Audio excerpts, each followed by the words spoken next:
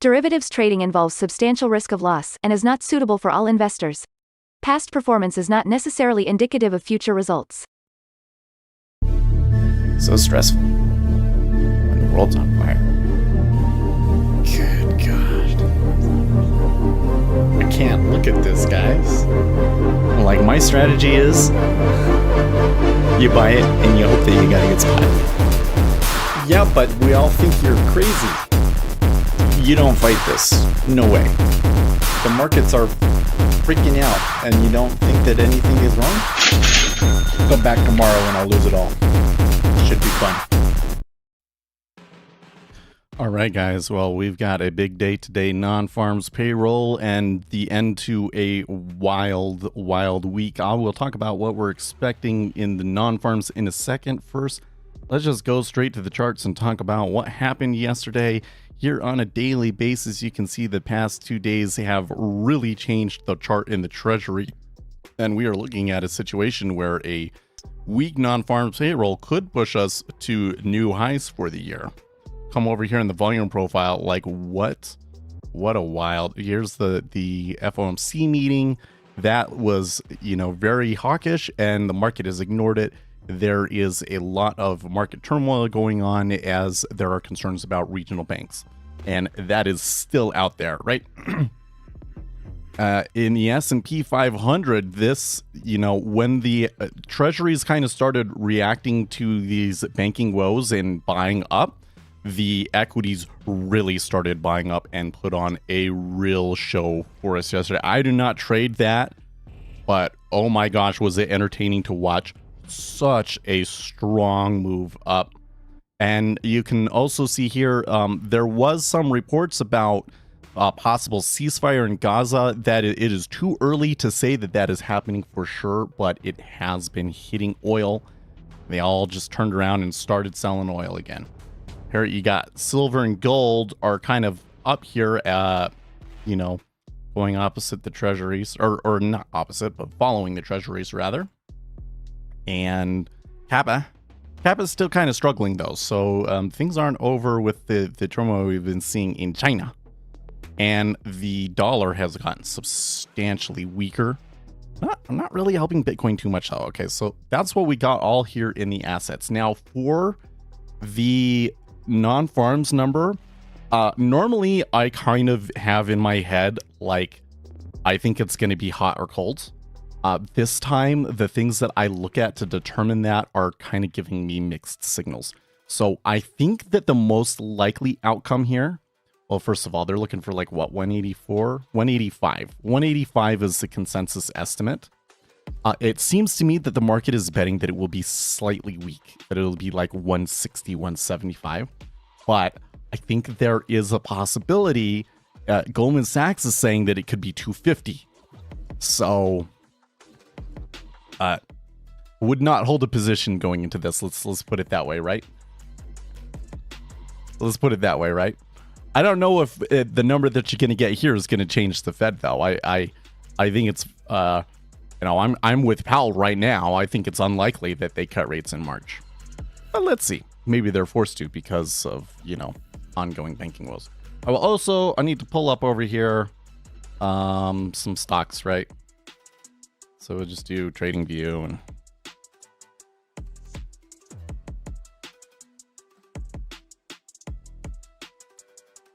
here's the KRE. All right. And just realize that the treasuries have been following the KRE like tick for tick. So we got about 45 seconds here. I didn't finish eating my breakfast. I have half a muffin here. I'm tempted to start eating it, but now let's watch these numbers. Also got to remember that like there's payrolls, average earnings month over month. There's a lot of numbers and nuance to read into this, so you often get a lot of volatility. This is not a thing that just kind of like goes one way and stays that way, right?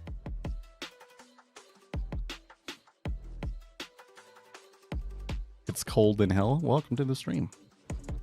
And by the way, good morning, Kevin, Dom, Tactical Tenacity, and Kiwi. Oh, Oh my shit. Oh, sell it. Sell it. I can't click fast enough. Fuck.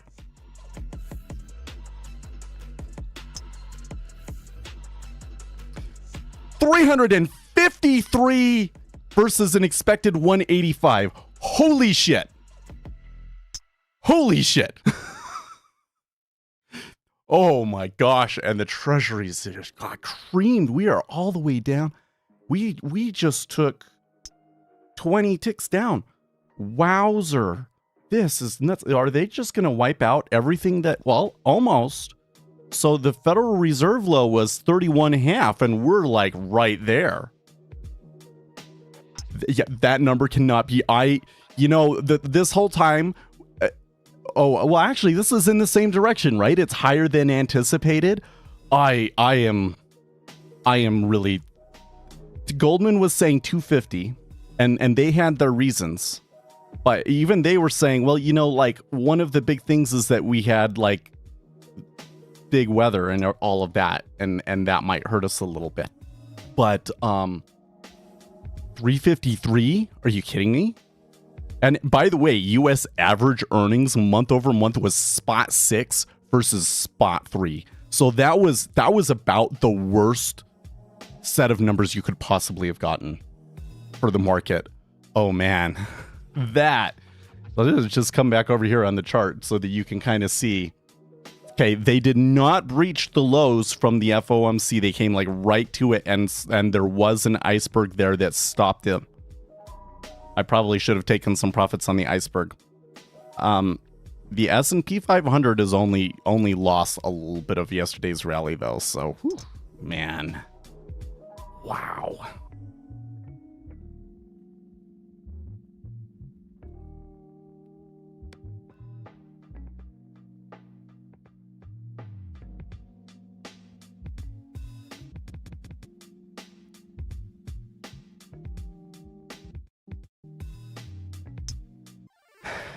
Oh yeah, this is, dude. We have had a lot of crazy numbers. We have had a lot of crazy numbers with the non-farms. I can't believe I am saying this, but I think that this one tops them all. That is so crazy. Yeah, I was like, did you see me when it went down? I was like, sell it. I don't care where it is at. Like, it took me a second. I think I was a little bit too slow. I think I was a little bit too slow on that. But like, once I realized what was going on, I was like, it doesn't matter what price is at. I just want to sell it. Sell it. I know, it's just a sim account, but I want to sell it. Holy crap.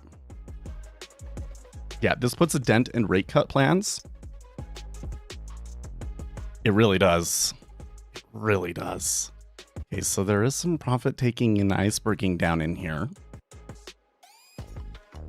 I don't even know what to say now. This is just so insane. And the other thing was, we had a crazy week. It was kind of up in all assets. And then we had an even crazier non-farms payroll. It's just going to smack it back down.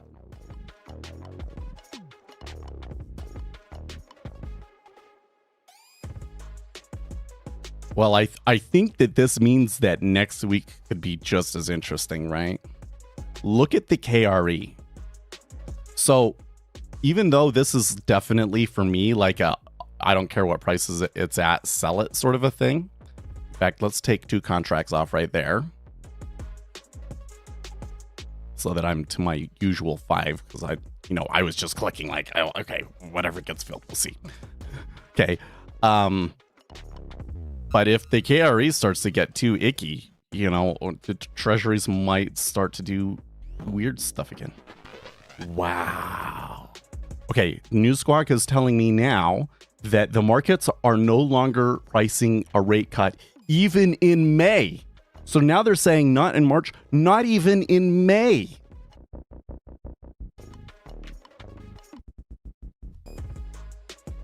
Okay, you know what? I should shut up eat my muffin here. I'm just at a loss of words. This is crazy.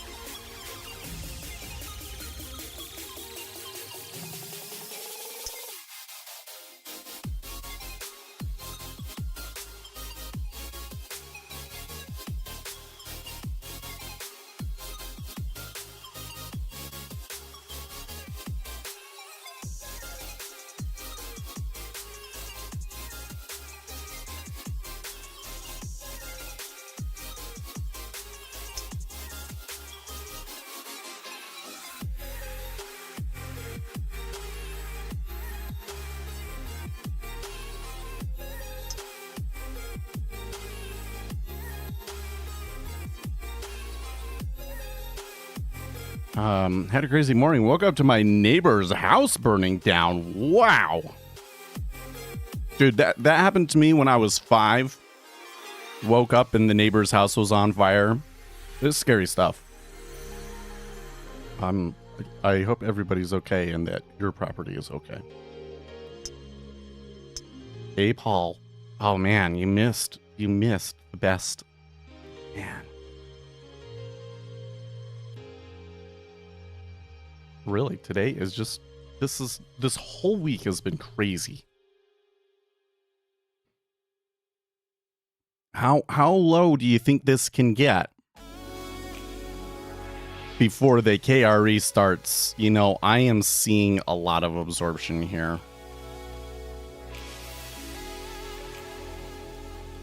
So I'm gonna reduce my size down to 2.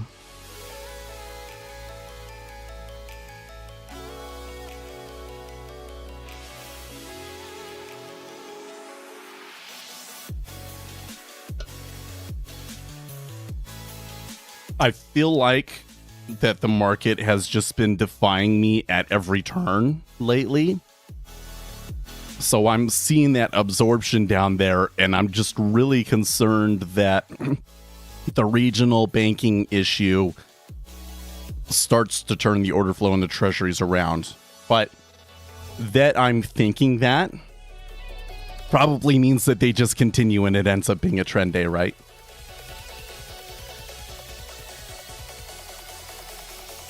They did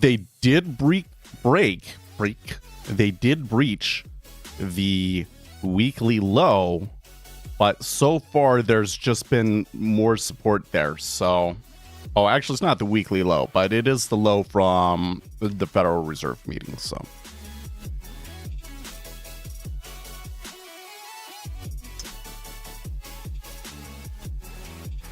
to me, it's like, I don't have anything that tells me it will be support or not, but I know that like my probabilities for it to continue there are a little bit less. So it makes sense for me to take a little bit less risk.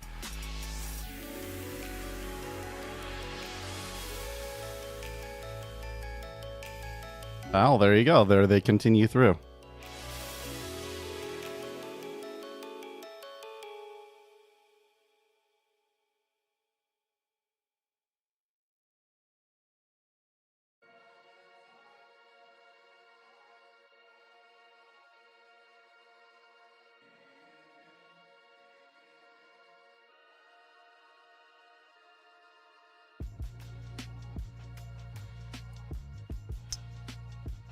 Man,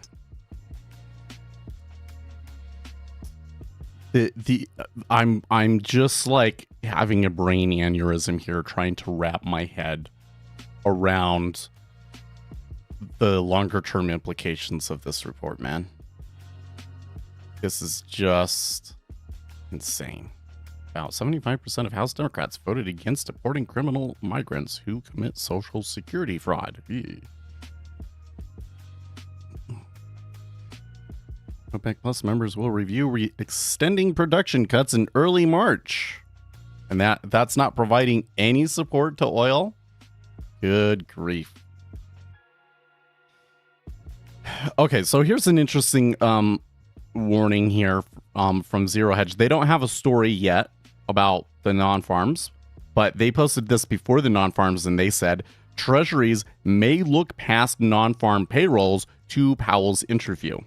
And this was probably like they're thinking maybe he is going to be hawkish in the 60 Minutes interview too, because a 60 Minutes interview is like that's their kind of like trump card. Like they can get more eyes. They can reach more Americans than anything else with a 60 Minutes interview of the Federal Reserve Chairman. It's not the first time he's done it either, by the way. So if he really wanted to get a message across to Americans or something like that, he could do it at the 60 Minutes interview. So I think they are picking up on something that's important. But like, what would he want to say? Well, I think that whatever he would want to say would be hawkish.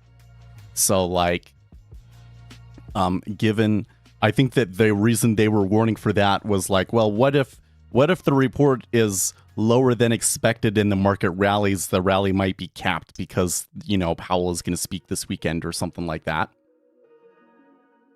So maybe that one doesn't matter.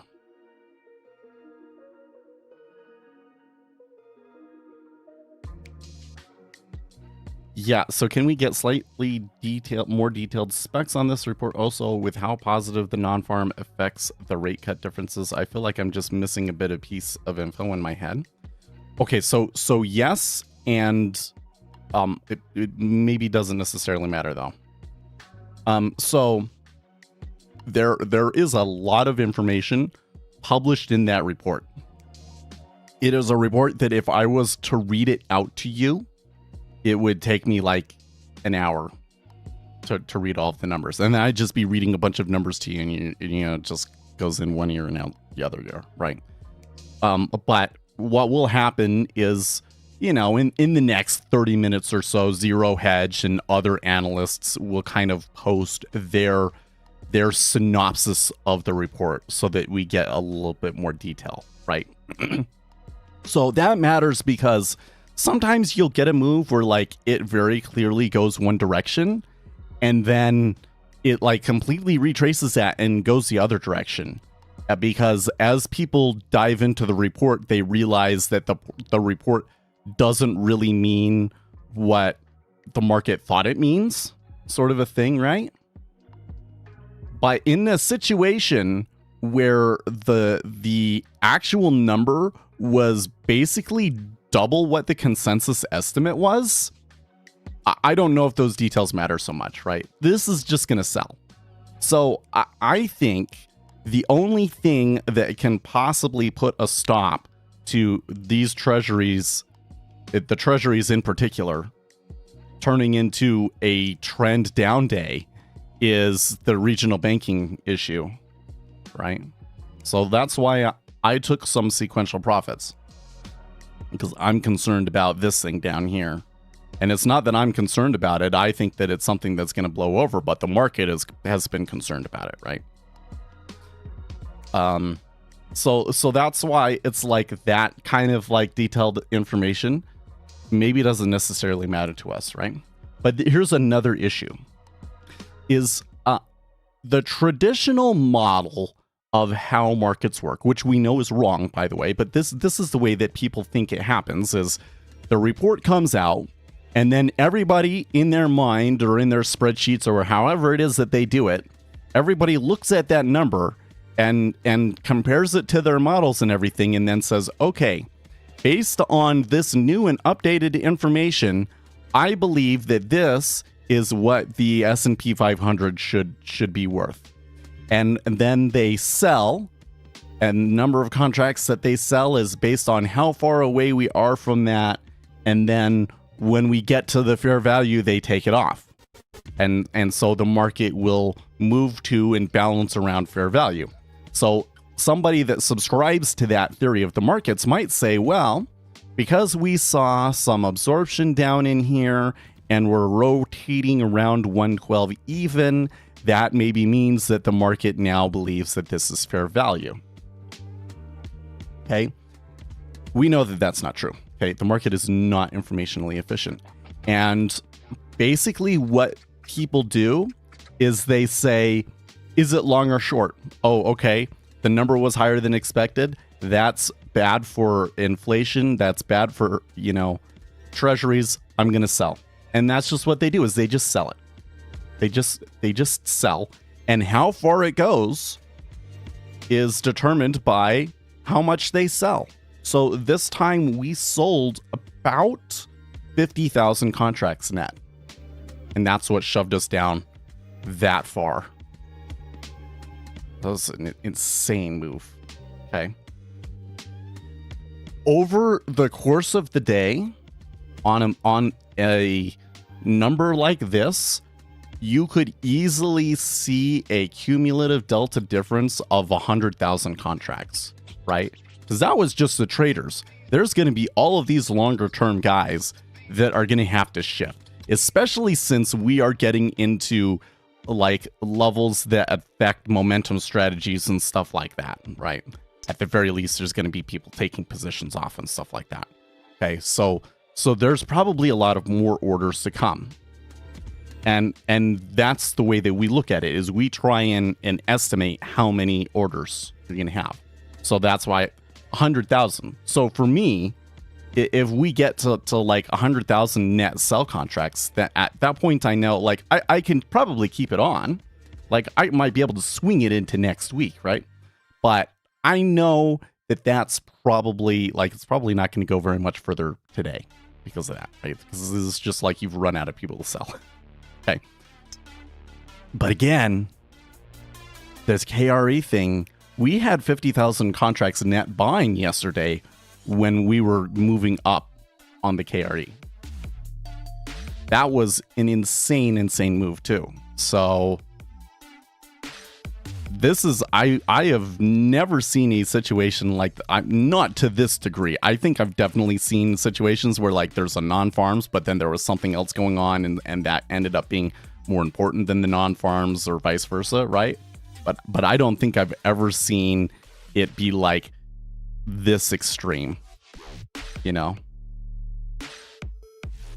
So we'll see what wins out. I kind of think that interest rates are going to win out, which means that you could see the treasuries just keep selling and the KRE just keep selling.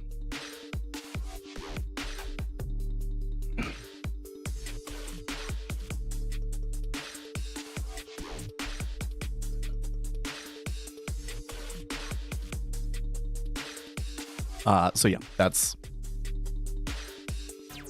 my answer to it.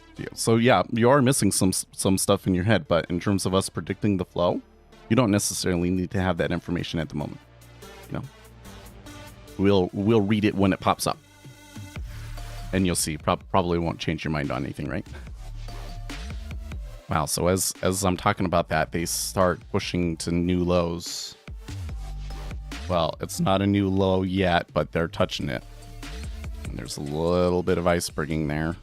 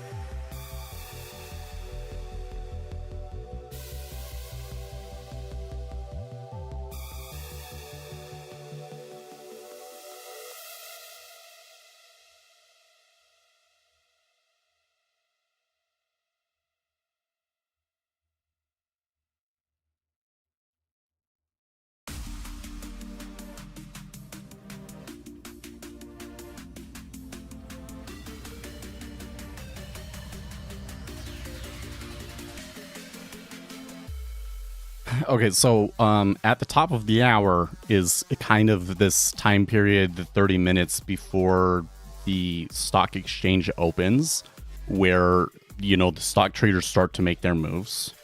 So, you know, in 10 minutes or so, we could potentially see a shift of flows.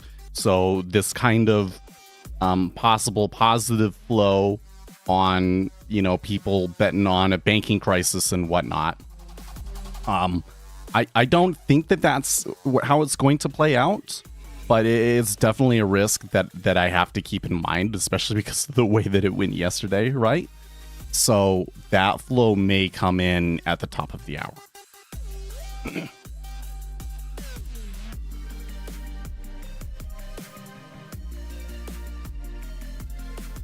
I'm sitting over here refreshing Zero Hedge like crazy to wait. And okay, so here they got something. The massive beat for payrolls and resurgence in average hourly earnings prompted a sharp response from markets, with the dollar spiking along with bond yields as gold and the yield curve tumbled as rate cuts expectations plunged. A March cut is now priced at around 25%, and 2024 cut expectations have dropped to 125 basis points. The dollar spiked back to unchanged on the week. Treasury yields soared, led by the short end. Gold dumped, and finally, all the U.S. major equity markets are tumbling, led by small caps back into the red from before the FOMC. We now wait to see what Powell says on 60 Minutes. Now that we don't find out what they say on 60 Minutes until Sunday, right? So like,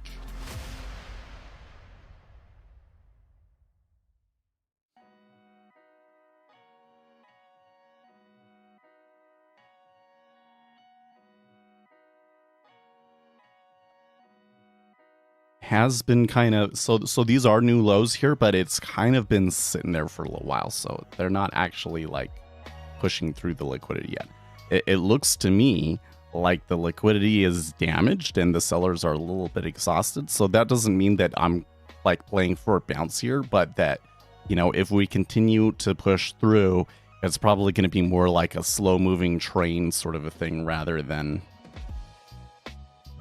you know, stop run. But who knows? Maybe they get far enough, you start to see stop run stuff.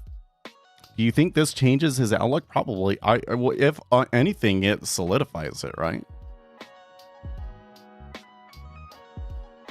So one of the questions that I always kind of ask, and it will come up from time to time, although what the actual reality here is not certain. We don't know for sure.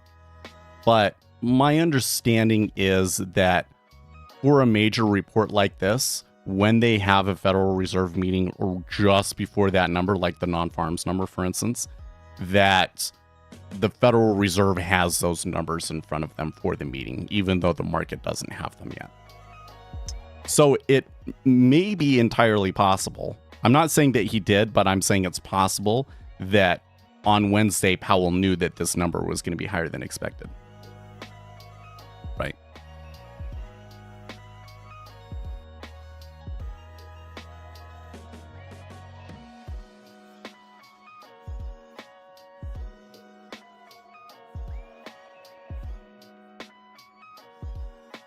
Okay, well, we're well below the FOMC lows now. Next critical kind of level area would be 25.5. And that would kind of be, well, let's say from 25 to 23. Okay, and that would be the area that was like the overnight open from that day. Of course he knew. Okay, what does damaged liquidity mean? It means that the market makers are afraid to put liquidity up there.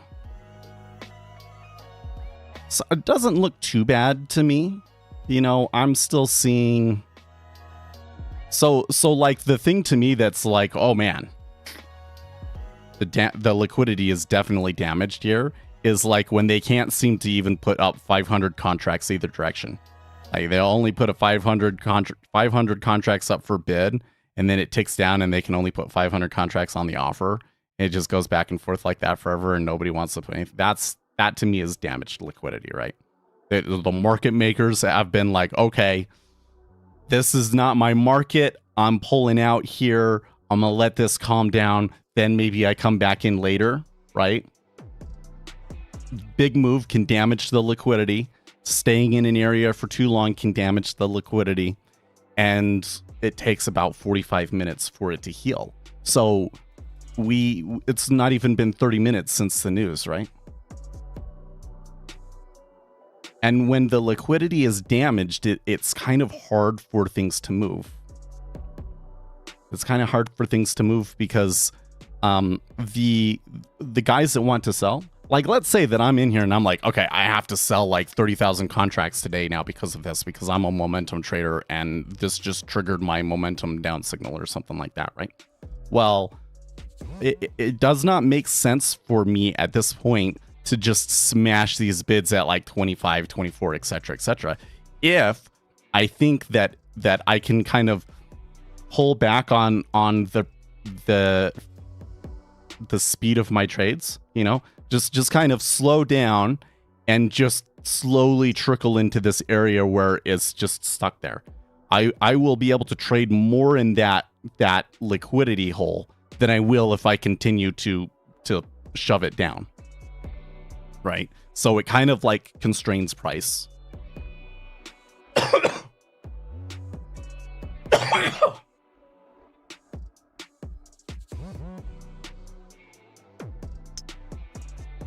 No, that's not what I'm talking about.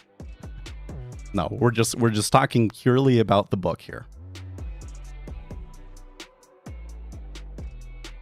I'm curious how far down that number will be revised.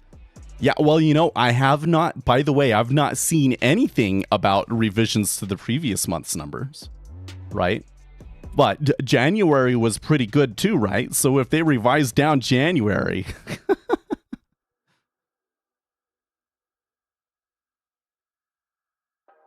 See, so that's funny. Forex Live is wondering the exact same thing that we are.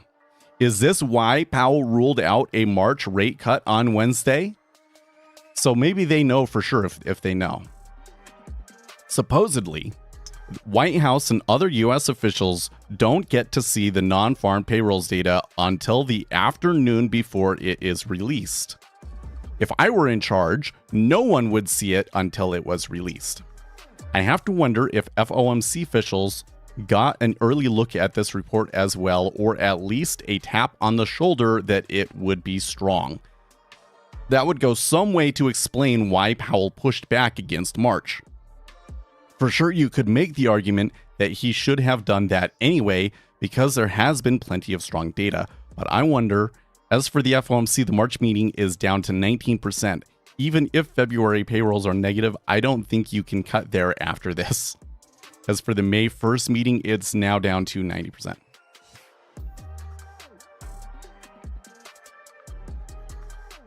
Yeah, I would love to have the report before it's released. I mean, it would be unethical and illegal for me to trade it, but you know what? I would be totally cool with, you know, getting the report and knowing that I wouldn't be able to trade it, but I would still love to see it, especially a report like that, and know that it's coming and watch everybody scrambling around.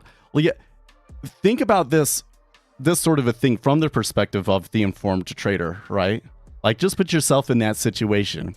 If you had known since Wednesday what the non-farms report was going to be, how would it have changed your view of all of the order flow and market action that you had seen the previous 3 days, right?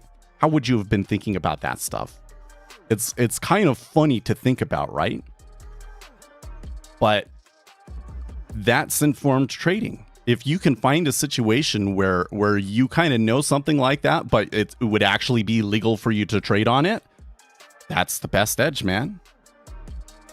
And if something crazy happens that's going against you or whatever, if it doesn't change the edge that you have and the edge that you have is still stronger, you just add more, right?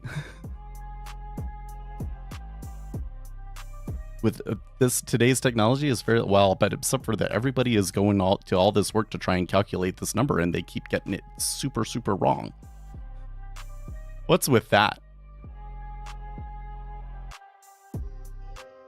This is the thing that I just have a hard time wrapping my head around. And you know, there was this one economist on TikTok that I've been commenting on her posts about this, and I've kind of said something about this, and she just kind of like dismissed it. But I'm gonna be interested to see what she says this time. That, you know, because I'm was like, okay, I'm not gonna say it's a conspiracy theory that the Biden administration or there's some people in the, you know, Department of Labor that are like, let's spike the numbers to try and help Joe Biden, etc., etc., etc.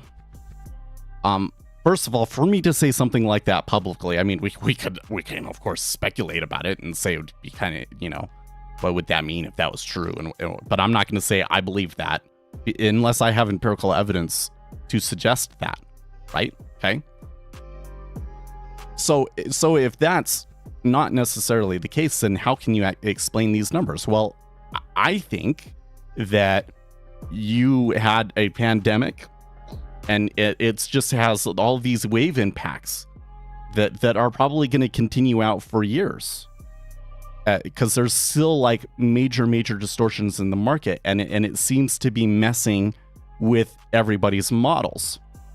So the thing that I don't get is especially with the revisions, if the way that we are doing things right now results in you know, the market being so bad at predicting it and the revisions being so big, why are they not changing the methodology? That's the thing that I can't wrap my head around.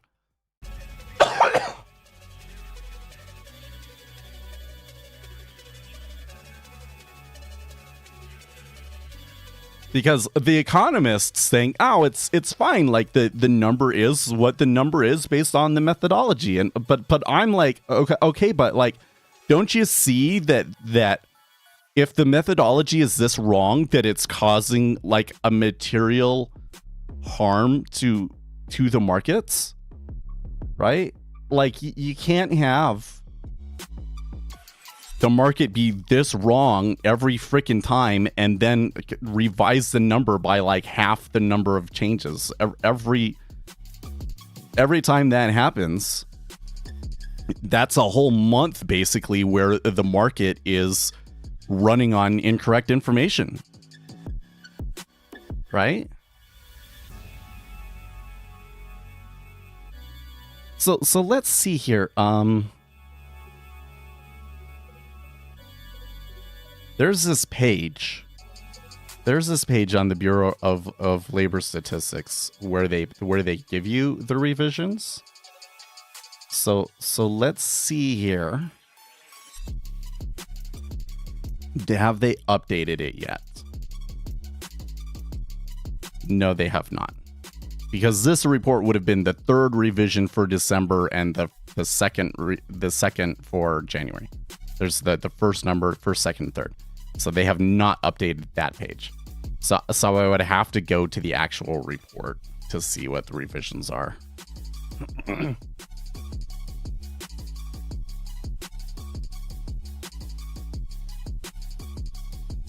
If the methodology is wrong, then the release number must be wrong.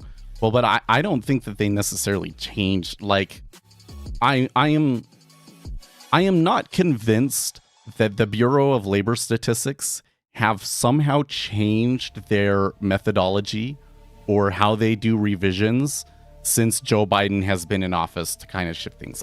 I think that the way that they do things is just vulnerable to like the current economic situation. So if that's the case, why are they not proposing changes? Why am I not seeing anybody talking about non-farms payroll reform?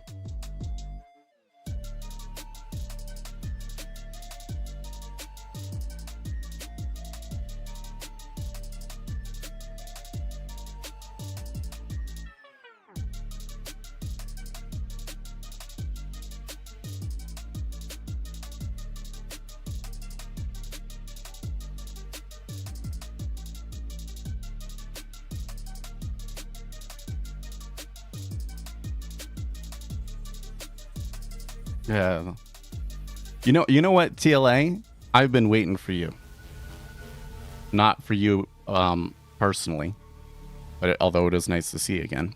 But I've been waiting for somebody that really believes that the banking sector and the repo market and all of that is like really the big thing, and that everything else that we're seeing is temporary. And not to make fun of you or anything, but to really see like what's going through your head. Because watching that bull run yesterday in the treasuries was just absolutely crazy to me. And I can't get myself into their heads like what they would be thinking that would justify that much panic buying, you know? Ooh, Octavius is taking the hero trade. Well, VWAP is at 112, so and there was kind of like a liquidity hole of sorts there, so yeah, it could happen. Could happen.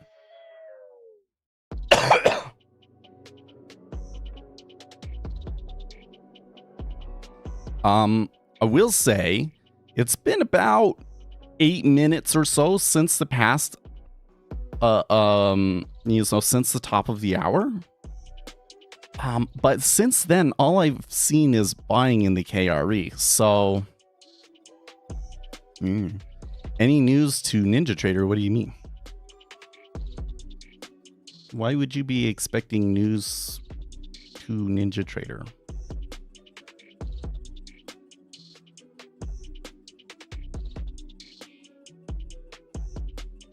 I don't think that. Well, they did release an update like a few weeks ago, but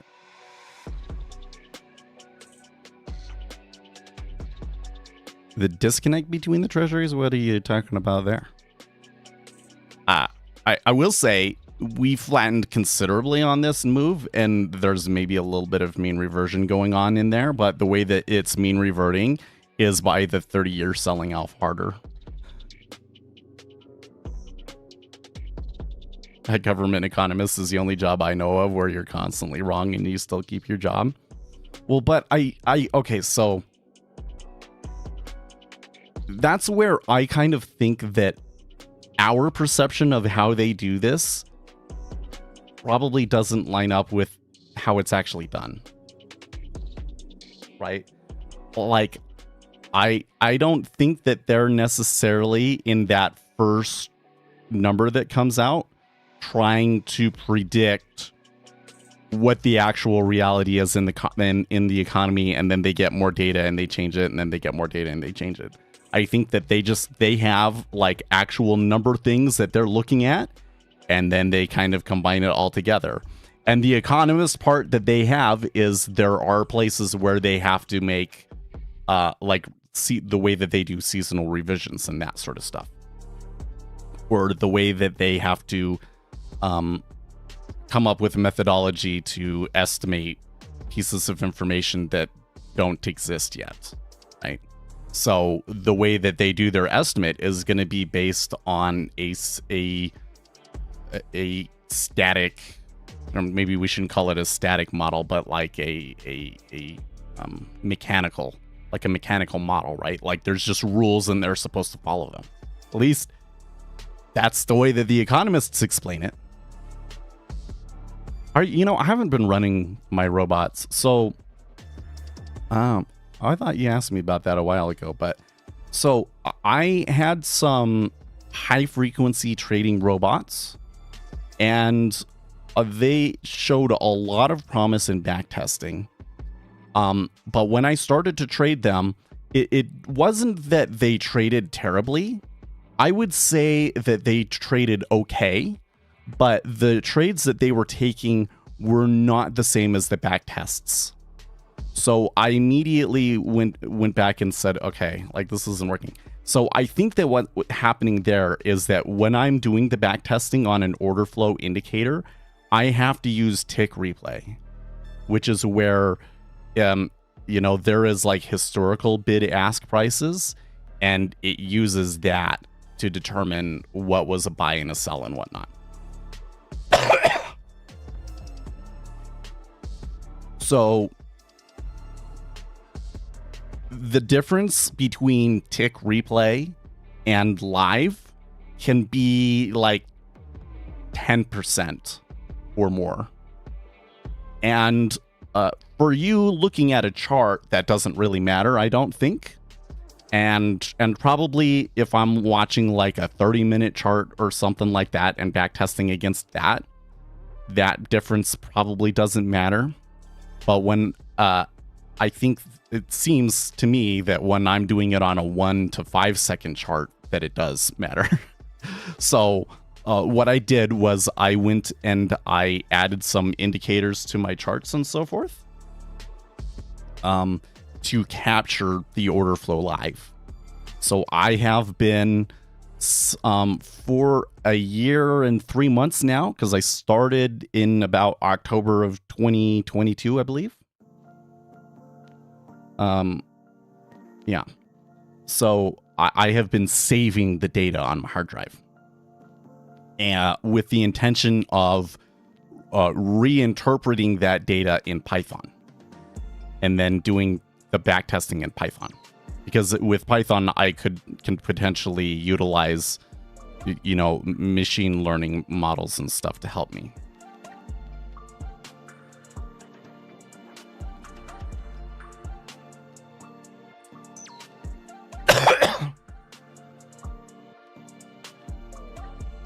So, in the meantime, while I've been collecting that data, I had been, preparing myself kind of a little data lab here.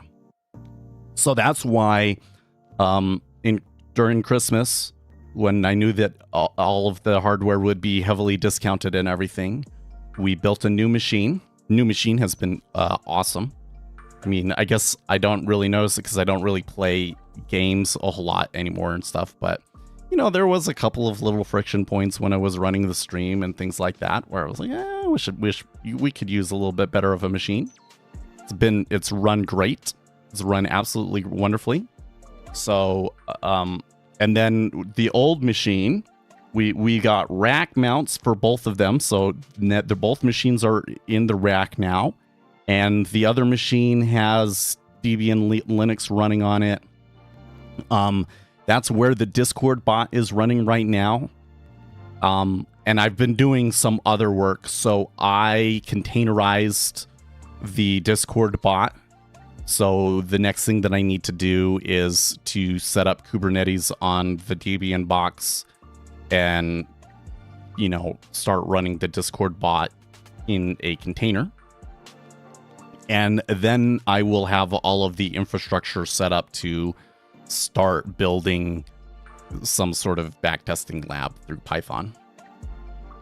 So I want something where I can run all of the data on this other machine.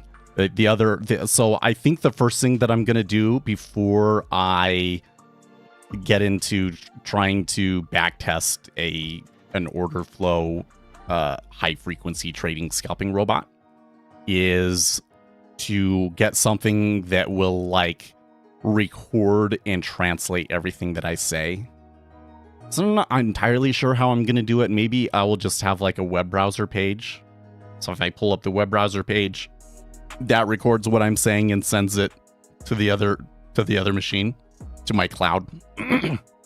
I'm doing it all on Kubernetes and in containers, so that I can send it to a cloud platform solution in the future if I need to, if we turn it into a fund or something. Plus, that's what I do. That's what I know how to do. So I'm going to do that part. Can you pull up the cost basis? Sure. We're not anywhere even close to it though in the treasuries. So 30 would be kind of the first upside target. I don't know. I think that what we're going to do here is we're probably going to kind of chill for a little bit in this area. And then around the open, we might see another move. And I don't know if it'll be up or down, but I'm kind of suspect it might be down.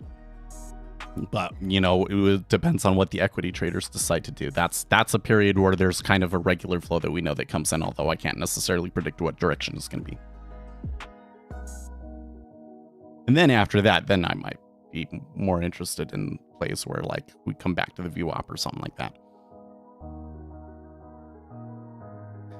Anyways, I want to have, if it records everything that I'm saying and transcribes it, then number one, I can save all of those transcriptions and do who knows what with it. But then number two is that I can send it to ChatGPT, right?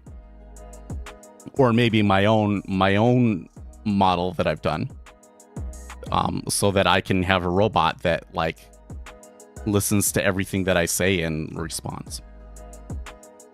The one thing that I don't know is, like, how do you get it to, like, when does it decide to say something, right? Because ChatGPT decides to say something every time that you've just sent it a prompt. But if you're trying to send it something where it's like taking in live information, you know what I mean? I know that there's ways to do it, though, because there's, like, these robots that stream and stuff. And, like, the people talk to the robot, and the robot, basically uses the stream as, like, its live feedback to learn how to say the most entertaining things for the audience, right? And I would like to have something like that. Like, it'd be cool. I would even be willing to try something where, like, I'm here and I'm sitting and listening, but, like, the robot runs the show, because I think the robot would be more entertaining than me, right? And then I just can come in when there's something important it's missing, or it's saying something wrong or something like that,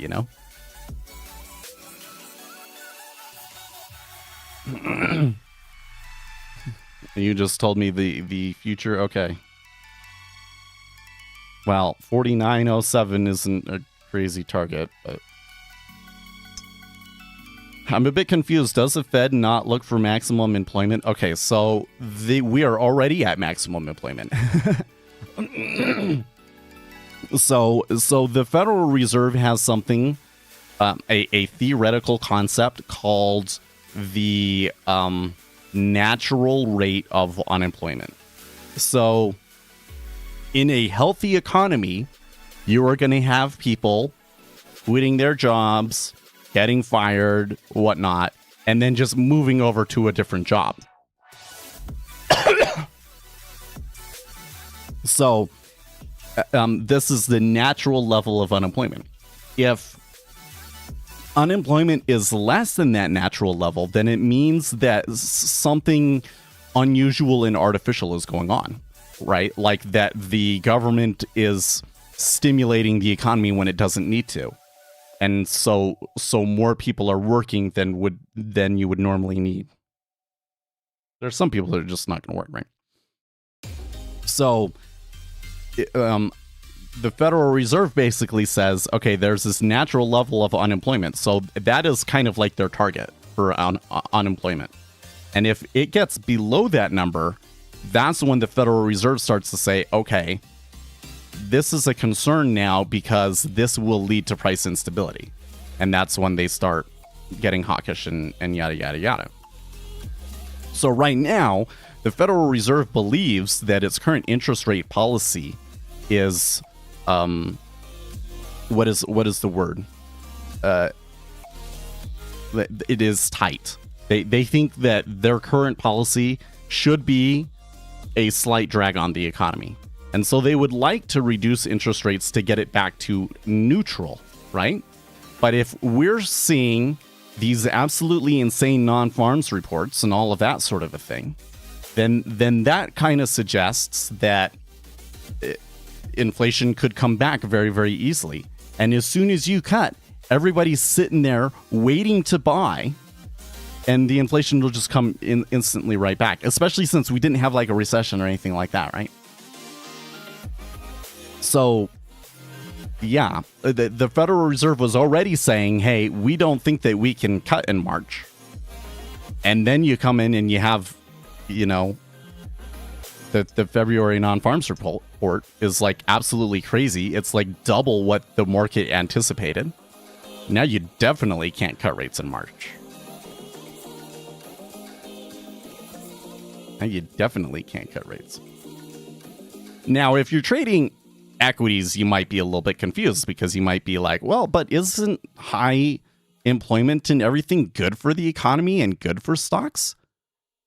Yes. Yes, it is. It's just that higher interest rates is bad for stocks, and the impact of higher interest rates is more than the good that comes from more employment, according to the stock market. So you sell all the things. Basically, you have a market that is so dependent on the current interest rate environment that the interest rate is like the only thing that matters.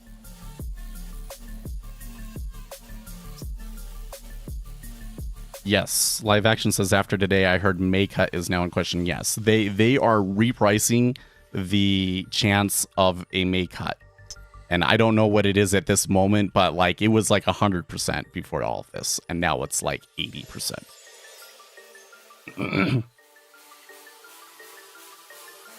So let's come back here. I'm still interested in the revisions.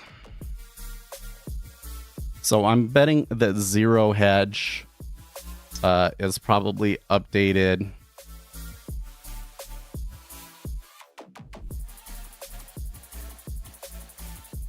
So here's the first story that they published. Yeah, okay, that's fine. Can you ask? Let me read this first, and then you can ask it now, but I will answer after I read this story. Okay.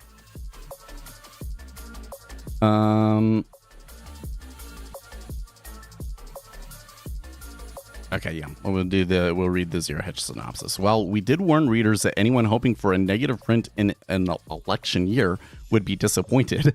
And moments ago, the BLS proved us right, with Wall Street expecting a continued decline in the pace of monthly growth and consensus looking for a decline from last month's 219 print to a 185K print. The BLS decided once again to show logic and common sense, who is boss, and damn your mass tech layoff torpedoes. Double the 185K expected and higher than the highest forecast estimate, which, as a reminder, was 300K. In fact, as shown below, this was a 4 sigma beat to expectations. And putting the beat in the context of the past year, it was an absolute blowout. So if you come back to here, it was about on par with September, but this was higher. Looks like. I mean, there's been some pretty big misses as of late, right? Hasn't there? What is notable is that once again there was a huge dispersion between the establishment and household surveys, and while the former indicated an increase of 353K, the latter reported a drop in employment of 31K. So on this point, I'm just going to note that normally we kind of care a little bit more about the household survey because it's a survey and all of that. But because people don't answer the phone, the household survey is maybe not as reliable as it used to be. Okay. Indeed, as the next chart shows, it's safe to assume that all establishment survey numbers are now completely made up if you're looking at the difference between the two of them. Okay, yeah. But not only that, while the U.S. allegedly added 353K jobs and employment dropped by 31K, full-time jobs actually declined by 63K and part-time jobs surged by 96K. Clearly, none of that mattered to the BLS, however, which had just one mission: make the Biden economy. I don't think that that's how it works, but you can continue to make that theory if you want. And it wasn't just payrolls which blew away expectations. Unemployment rate also slipped, staying at 3.7 versus expectations for an increase to 3.8. That said, among the major worker groups, the unemployment rates for adult men and adult women, teenagers, whites, blacks, Asians, Hispanics showed little or no change in January. The labor force participation rate at 62.5 was unchanged in January, and the unemployment ratio at 60.2 was also little changed. In January, the number of people employed part-time for economic reasons at 4.4 changed very little. The number of people not in the labor force who currently want a job at 5.8 million was little changed. Among those not in the labor force who wanted a job, the number of people marginally attached to the labor force changed little at 1.7 million in January. More notable was the sudden jump in wages, with the BLS reporting that the average hourly earnings increase spot 6 from December, rising 4.5% year over year, also blowing away estimates of a 4.1% increase. But keep in mind, keeping with the endless gimmicks by the BLS, this is not because of an actual wage increase, but because people literally worked less. The denominator in the average hourly earnings equation, as the average work week for all employees on private non-farm payrolls decreased by spot 2 hours to 34.1 and is down 0.5 hours over the year, down to the lowest level seen in the depths of the COVID crisis. Eek. It has been slower here in 2024, I will say. To be sure, a big reason why none of today's numbers made any sense is because this was a report when annual revisions are made, and while we will have more to say on that, one can see the clear difference in payrolls before and after revisions below. I'm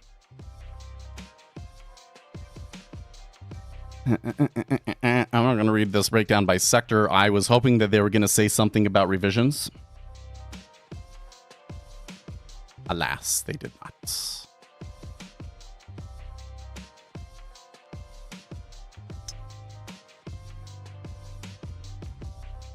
I'm just gonna dive into this because it really irks me that I cannot find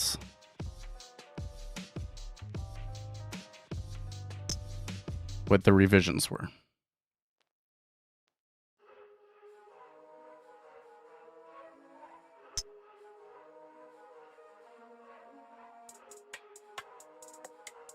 Okay, the change in non-farm payroll employment for November was revised up by 9,000 from 173 to 182.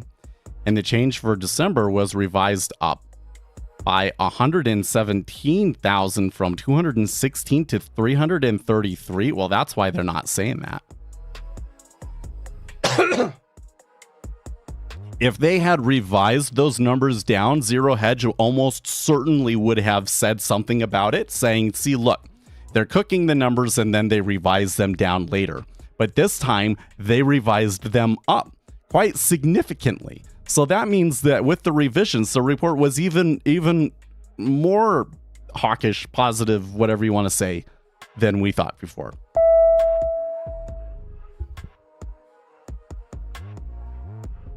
Okay. What happened to Condi Rice? Did she retire? Wouldn't she be an ideal Republican candidate right now? Oh, that's a good question. I do remember there being a story about her recently, but I don't remember what it was. Let's try this. I'm gonna try doing like a deep dive search here for you on this. I just told you? No, but we didn't touch your number yet.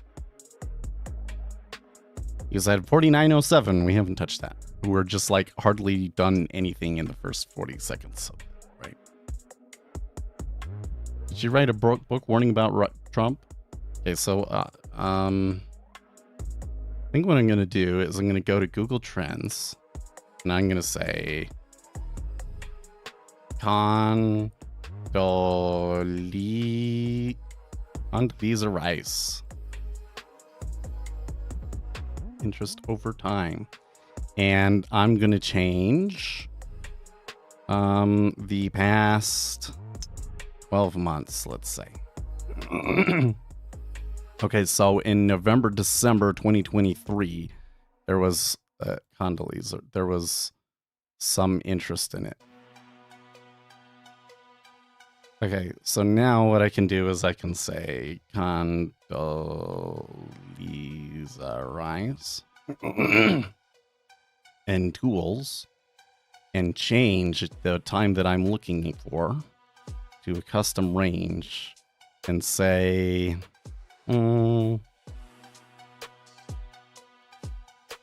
let's say the last little half of November. So from here to here. Go.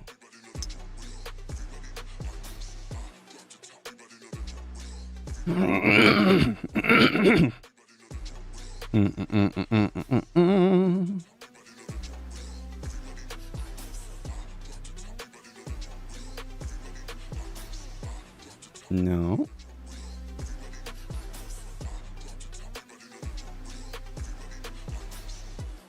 Okay, what about in June, July 2023?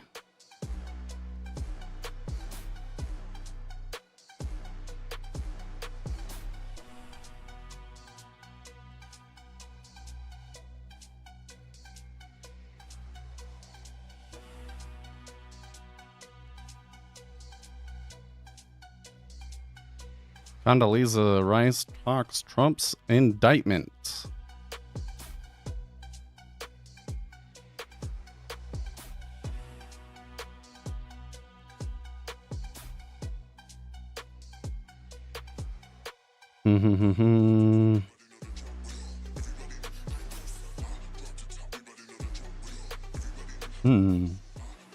Okay, I remember that. That's just a video. I wonder if we go further back than that, past 5 years. Okay. So what happened in October 2021?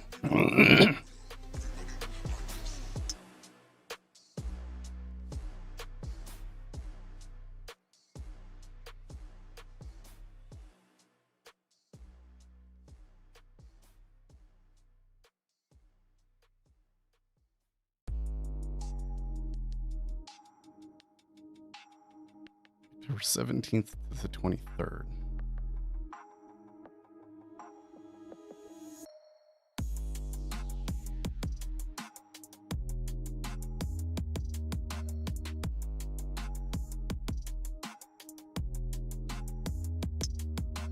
Go. Okay. Condoleezza Rice wants to move on from January 6th. What does that even mean? White kids shouldn't be made to feel bad over CRT on The View. Okay. So I do remember all of that. Now the other thing is I remember there being something about like, so if we go to predictit.org.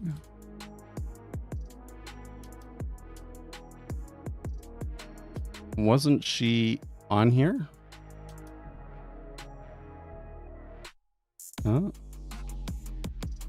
Maybe not.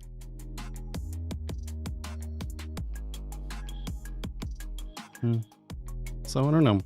I don't know if I would say that she's like the perfect ticket, but like one thing that I would say is that like if she had any presidential ambitions, then it would have been best for her to have stayed out right now. Yeah. And then run in 2028.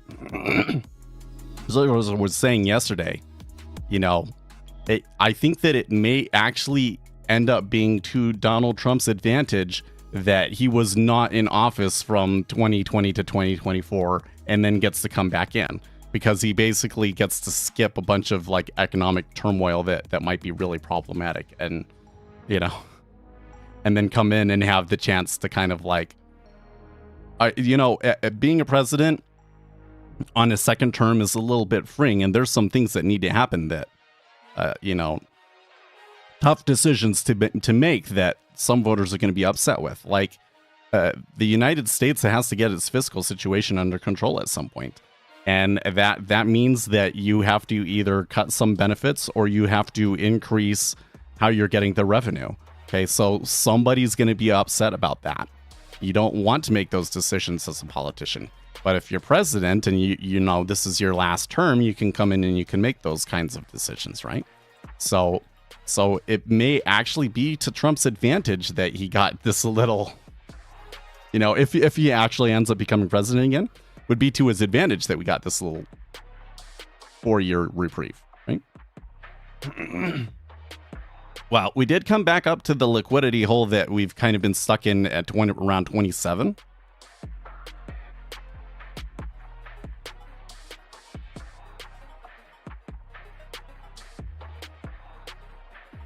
On this kind of a move, I am not looking for a huge bounce per se. I'm just looking at for it to do like a J sort of a thing. You know, go down. Oh, I need to use yellow. You know, go down and do this sort of a thing. Because sometimes you get where it goes like this. You know? But these ones tend to be more like this. And then maybe a little bit like that. And then, you know, I don't necessarily want to go for the hero trade on this. Unless the KRE starts doing crazy things. But look, the KRE has actually been a buy on the open. So far, we haven't gotten the commercial real estate or regional banking disaster sort of a thing today. Xian has a 40,000 contract difference. Yeah, well, it's about, yeah, well, it's a little bit. I would say that since the top of the hour, there has been a little bit of buying in ZN. So maybe these guys that are concerned about that are actually out there. How come all of a sudden it went over to streaming to my phone? That's awfully weird.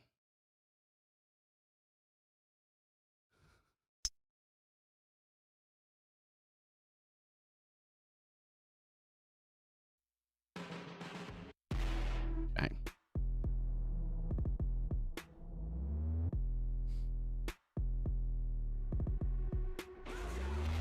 Yeah, so from the low, it was about 95K. And now we're at like 122. So let's say just short of 30,000 contracts net buying in ZN since the top of the hour.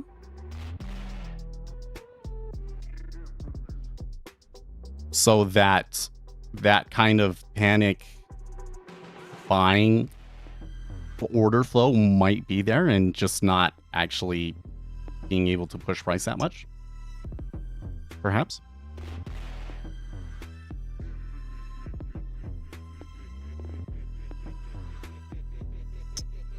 So one of the questions that I think is worth asking here is, how much is reflexivity playing in this play? Because I kind of suspect that there's some of that at play, that, like, you know, they come in and they sell this and they buy this and they're doing that to make the market. They want the market to move because then that will kind of cause it to move further, and that they're trying to use this reflexivity.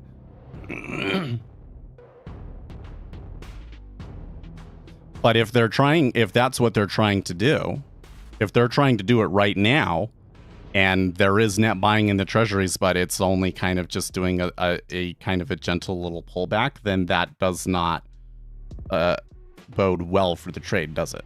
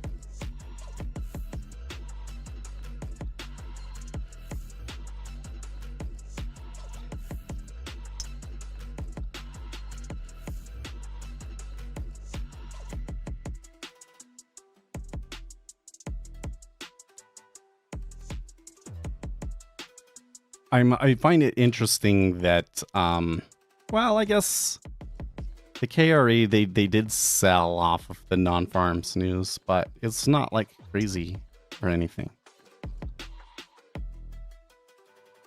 Which kind of has me thinking, like, I guess they can only move crazy like that when, like, an actual piece of news, like a bank coming out and having bad earnings or something like that comes out. How do you find ZN easier to trade? Well, I don't know if easy is the right way to put it, you know? I think that I find ZN better suited for what we're doing. Because number one, so like this trade here is actually a really good example of this. I mean, we had an insane move. I probably could have caught it a lot higher. But like, look, I've been able to build enough profit into this. I could take off another contract and they would have to push all the way back up well past the day's highs for them to stop me out, right? I was able to find the liquidity to sell during one of the craziest moves that you'll ever see, right? So if you want to trade it when it's fast and there's news going on and things like that, ZN is the place to do it because that's where you're going to find the liquidity. If you tried doing that in ES, you probably wouldn't have caught it, right? Then on top of that, we are reading the order flow, and the stylized behaviors of order flow are stronger and more apparent on a high liquidity instrument. So basically ZN makes it a little bit easier for us to kind of interpret the order flow, even from the perspective of like, I can look at the different instruments and see what the spread is and see whether they're buying here and selling here to kind of see where the flow is going in terms of the spread, or whether the order flow is coming in on the 6J or something like that, right? And so that makes it really good for order flow reading. And then it's very economically sensitive. So the kinds of news that we get access to and where we might be able to have an edge on the market about what it means and so forth, you know, ZN is really sensitive to that, right? Like there'd be a lot of really great things about trading copper, but I don't know anything about like if there is a strike at a copper mine, or a new huge deposit of copper was found somewhere, or whatever it is that's fueling the copper market at that time, right? I'm sure there's some news squawk out there that, you know, shares that kind of information, but I don't have it. I don't know what it is. I don't know where you'd even start to try and find that kind of industry information, right? So it'd be very difficult for me to be an informed trader in copper, whereas in ZN we can be, right?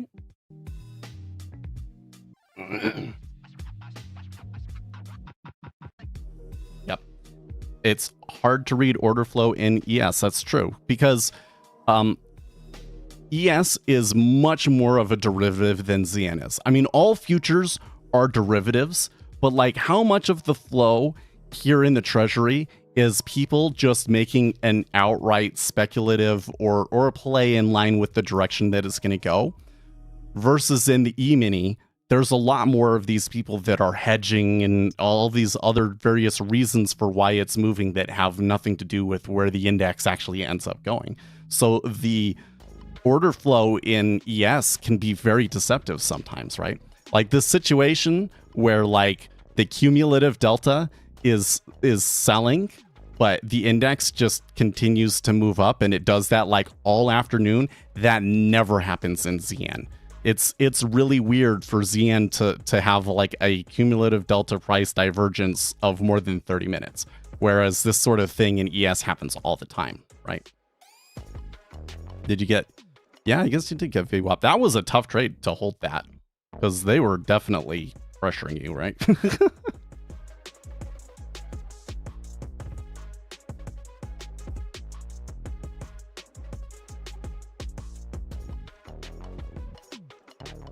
I don't know. So I've been thinking back about James, The ES is headed south on the open to target 49.07.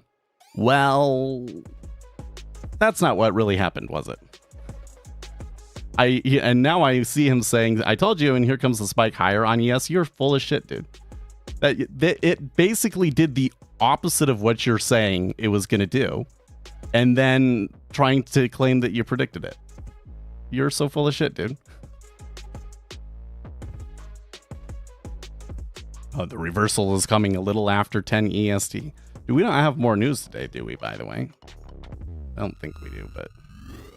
Oh, actually, we do. Yeah, University of Michigan sentiment final. And inflation expectations. That's important stuff, too.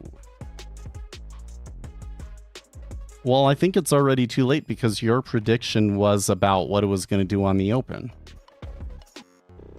So, like, if I had gone short when you talked about it, I would be 15 points underwater right now. So should we say go short 49.45 and the target is 49.07 and that's your prediction? We can look again. We can give you another chance. But I think that you failed on your first one, buddy. Don't call me buddy, pal. That uptrend in ZN actually is pretty consistent. So I am getting concerned that the risk off play is coming in, except for that the KRE is moving up. So I don't know if that one necessarily makes sense. You should take sim trades based on predictions made in chat. Well, here's what I want to do is, like, if we have the robot that is like listening to everything that I say, and then we hook it up and it's listening to everything that you guys are saying in chat, and then we can tell the robot to keep track of those things, and maybe even like have the robot make predictions based on your predictions. That would be interesting, right? Could be like, I think, or this person tends to be actually wrong, so they're saying this, we'll actually trade against it, or whatever the deal is, right? It could do something like that. Jiwi says, go long KRE.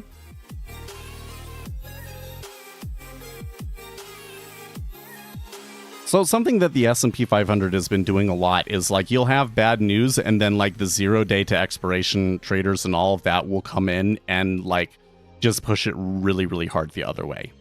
And sometimes it works out and sometimes it doesn't. And in this situation, to try and push the S&P 500 through to, like, a winning day after news like that and everything else that's happened this week, I think is a heavy pull. I don't know if that's one that I want to try and...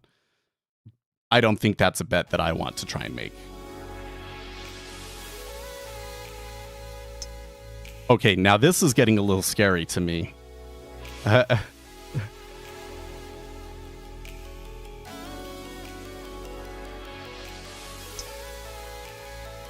They literally went right to where our, stop area was for the market maker conditioning. They went a little bit through it and then almost immediately turned back down. I am still very much anti-technical analysis. It's not that technical analysis can't work, it's that it doesn't work. But we're the only retail traders with this. So if there was an edge to this, I think that we could argue that the edge is still there and that the market responds to it. It's just that when I back tested this sort of a thing, I was never able to get it to do something that worked. But then every time I go and I watch it and we're kind of thinking about it and we're watching it, it goes right to those spots and then turns. It's like scary prescient.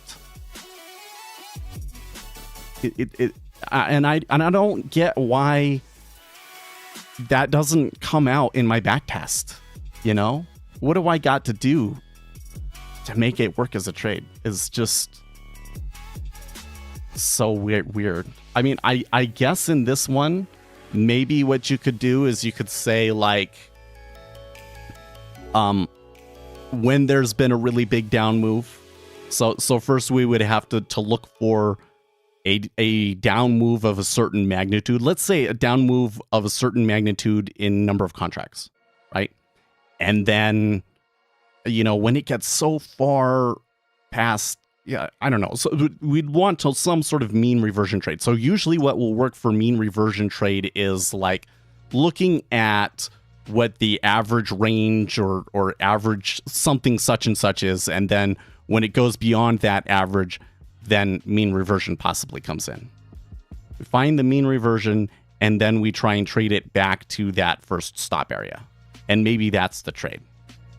Because that seems to be like the best setup with that whole thing. But that's like an awfully risky play, right? I was very nervous for Octavius through a lot of that because I actually was kind of wondering if he had scratched it. Because it did sell a lot first before it eventually ended up going up there. Get a Bloomberg terminal and a co-located server. Well, if I can get my HFT robot to perform, then I probably will go and like move it to a co-located server and run it. But for me, it's kind of more fun. I don't necessarily expect it to be some awesome thing. I'm kind of honestly, I mean, I'm going to be doing that work, but I'm also honestly a little bit more interested in a fund strategy instead. So searching all day yesterday, I had a hard time finding like what the specific rules were and everything.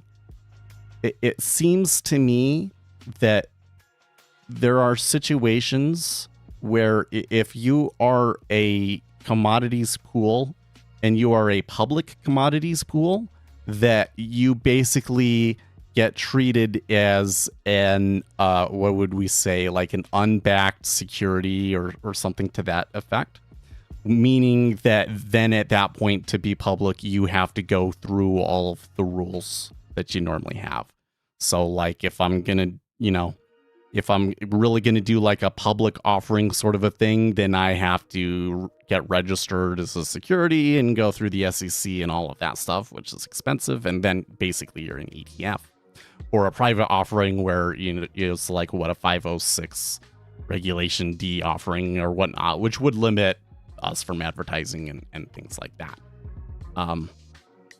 Whereas if everybody in your pool is a qualified investor, is that the right word? Qualified investor? I think so. Then you can basically be exempt from registration. So I think that means that we can create a fund that you can all invest in. You would all just have to take the test when the qualified investor exam comes out. Right?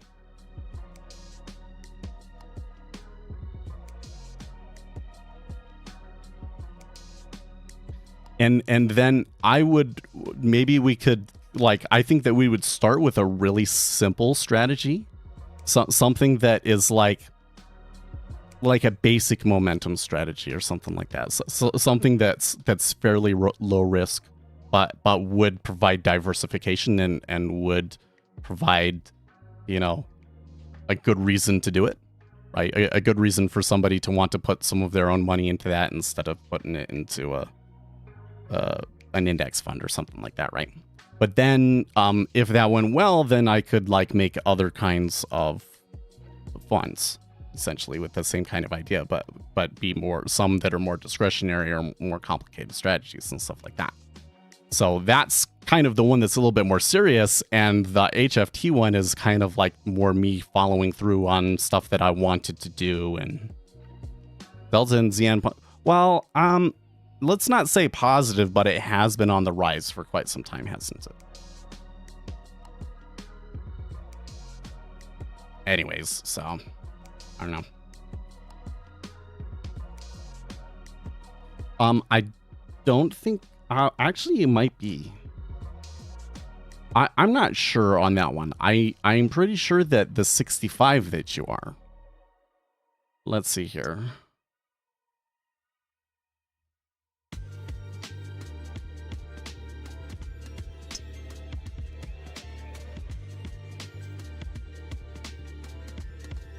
Sorry, is it an accredited investor?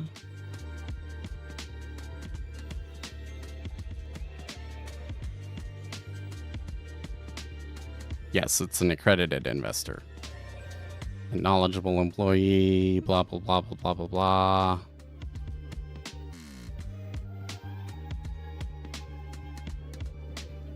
An individual in good standing, the securities representative licensee, investment advisor representative license, or the private securities offerings representative license, Series 82. So Series 7, Series 65, and Series 82. So I guess if you had a Series 7, you would.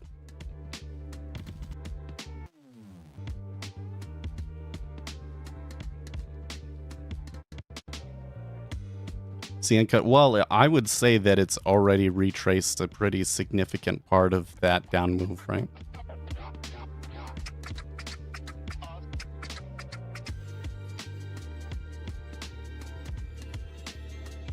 Now, could ZN get back above, let's say, 06?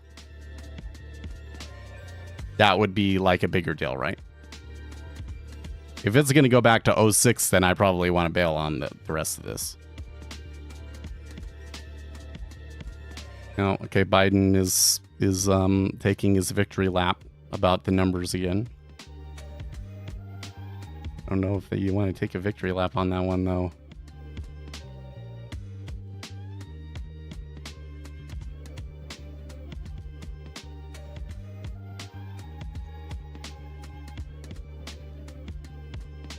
Oh, I forgot about the Rumble thing. We need to live stream to Rumble. Well, I think it's kind of too late to do it today. But next week, remind me, and I will stream to both here and Rumble. Okay, so here we got the news at the top of the hour, and they're pulling for that, right? What are we looking for on this one? A 1-year inflation expectation 2.9 and 5-year 2.8.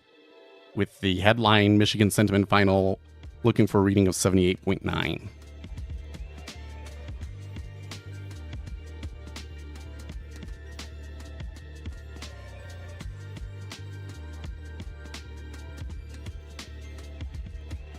When do the revisions on the revisions come out? Next payrolls.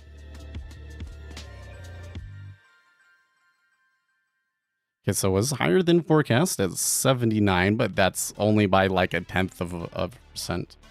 What about 5-year? 5-year higher than expected at 2.9 versus 2.8, and 1-year inflation was in line at 2.9 versus 2.9. So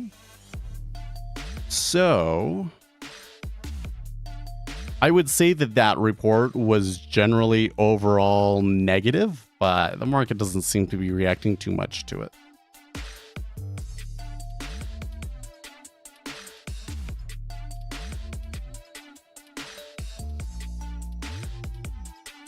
Well, when we were talking, we were saying 49.45, right? You got 49.45. So far, you haven't had it go against you.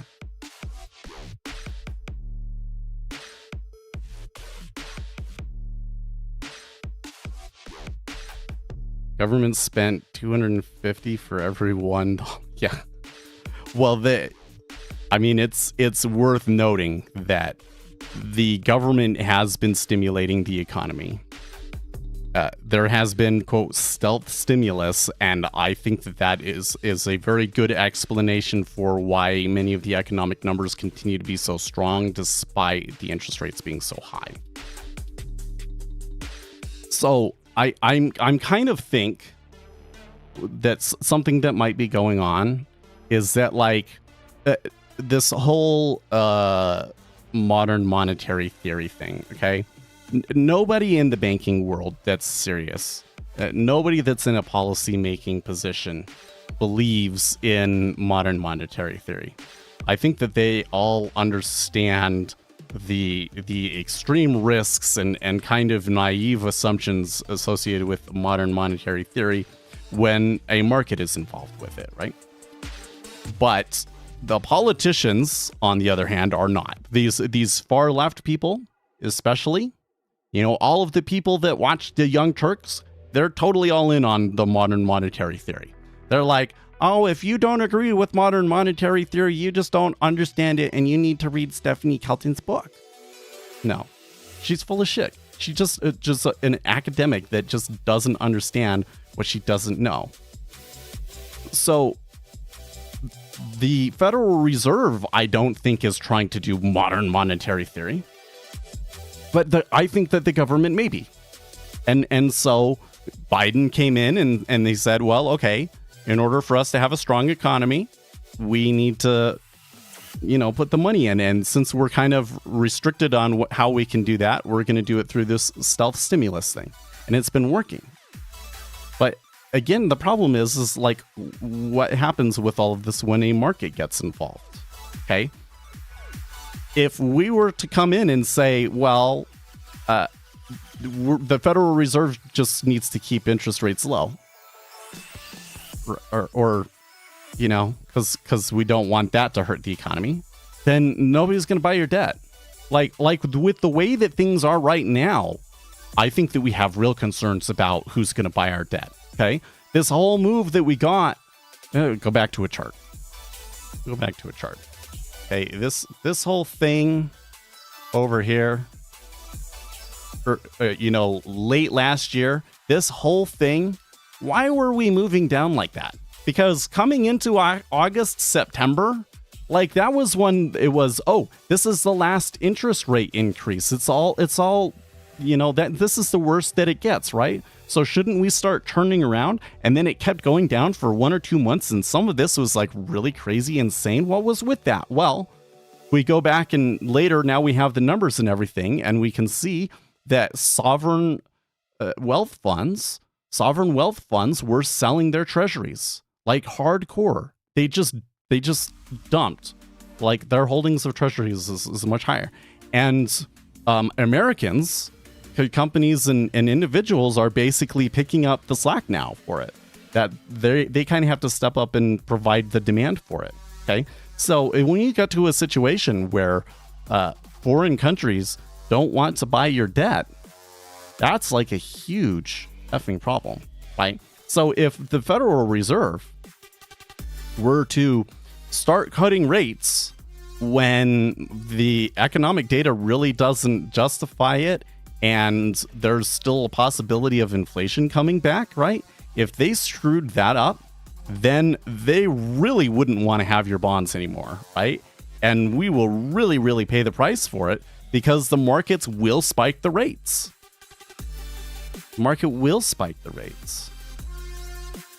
So what is the alternative in terms of like not holding the US debt? Well, I don't know what they're doing with their money. I don't know what they're doing with it. I only know that they sold off a lot of it and that they don't seem to be buying as much of it at auction anymore. So what they're doing with the money, I don't know.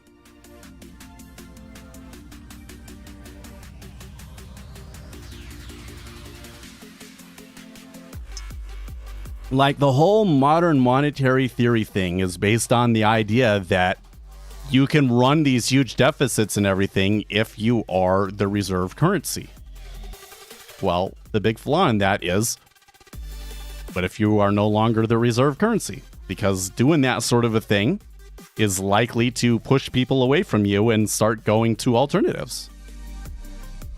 I suppose BRICS is one alternative, but the BRICS isn't actually a viable alternative. But the fact that there's any kind of alternative at all is kind of is a big shift for the world, right? And by the way, I don't think that the BRICS, because when you think about the people that are like in BRICS, like, yeah, there's China, but like, isn't India and Brazil also in it? India and Brazil aren't like geopolitical foes with the United States per se. I don't think that they're planning on invading another country and possibly sparking a direct military conflict with the United States anytime soon. So why would they be predisposed to going towards something like a BRICS currency? Well, I think it's because the U.S. fiscal situation is bad and they want to have a backup. And what do you have to do? You got to get a bunch of politicians in there that are willing to make the tough call and get our fiscal situation back under control. And it's not Joe Biden, because Joe Biden has just continued to run a super high deficit.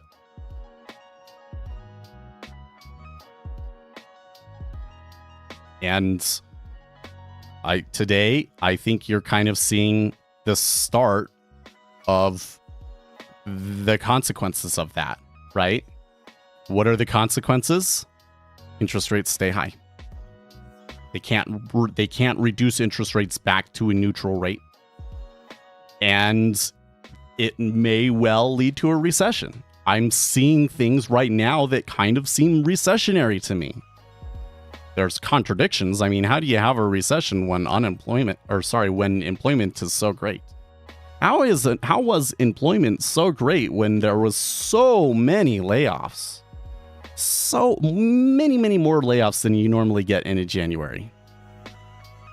That is pretty crazy. Like, when you put everything that's happened and then you put the number in context with that, and of course there's going to be revisions. Okay, remember, every time that they release the report, so the number that we got today was January's number, but then they also do revisions to December and November, and then next time they will do revisions to January and December.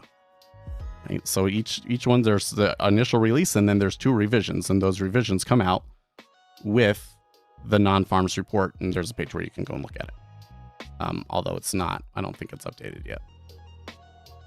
Maybe they update it at the end of the day or something. This is kind of cool. Actually, you want to see something that I've done that's kind of interesting? I think I have it in Excel over here. Yeah, non-farms revisions.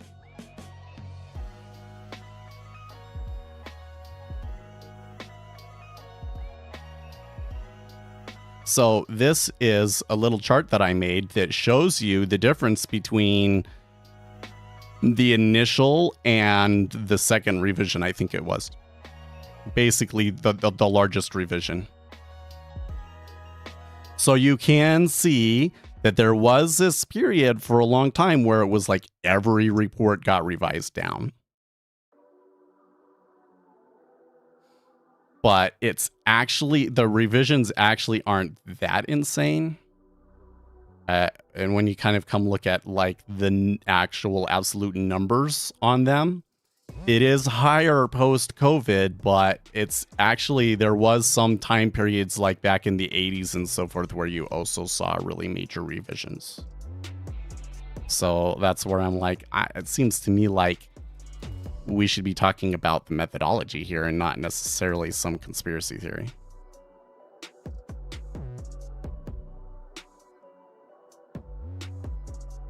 Okay, but this latest report, they revised November and December up. And then we had tons and tons of layoffs. And we still had like an insanely positive number. Well, it sure does make me question what's going on, like if those numbers are real. But if we assume that those numbers are real, that shows that this economy is really running hot. And there is a real danger in inflation rearing its ugly head again this year. And if the market is not going to get its rate cuts, okay? Because remember, this whole thing since basically October has been on interest rates coming down. So if that's ending, how far back do you think that the S&P 500 can revert? Let's just say, for funsies' sake, the 200-day moving average at 45.50.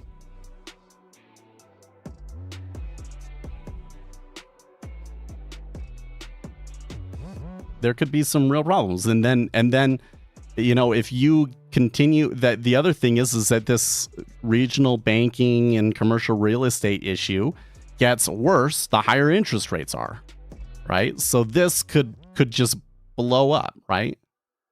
So it could well be the case that Joe Biden's stealth stimulus eventually ends up creating a recession and sinks his re-election chances. That's kind of what we were thinking yesterday when we kind of ended the stream. I was kind of speculating about that, right? And this non-farms is just like another log on the fire, you know?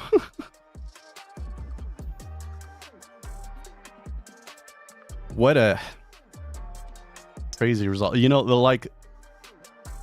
the longer I watch the world and the more informed I become, the more convinced I am that nobody could write this. You know, like some people believe that, you know, everything is a conspiracy theory and the numbers are fake and what happens is already like elites have already decided what's going to happen and what the next step is and things like that. And then I honestly think that they're like hallucinating all these things in their head to try and be right. But I think that nobody could possibly come up with this crap. Like, the reality truly is stranger than fiction. And with the like all of the crazy things that happen and the way that it comes out, like I don't even think you could time travel, right? You heard this conspiracy theory that like Donald Trump or his son is a time traveler because there was this book written back in like the 1920s that like has a lot of really strange parallels to what is happening today, and like the characters are like the same names as Trump and all that sort of stuff, right? You heard that conspiracy theory? So they're like, maybe that was time traveling and then they wrote the book and published it like 100 years ago. I don't think even if you were time traveling you could come up with this stuff. The only one that could come up with this stuff is God himself. I really, because it's just like every little twist and turn is just so crazy, and the way that it actually eventually ends up playing out is just crazy, you know? And it seems like it always turns out okay. So I think we just kind of gotta buckle in and like trust that the right thing happens right now. There's nothing I can do about it. There's nothing I can do about it except for buckle my seatbelt up.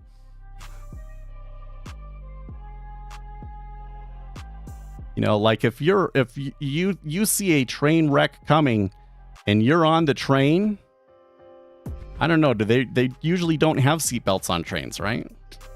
Hope that you're on a train with seatbelts.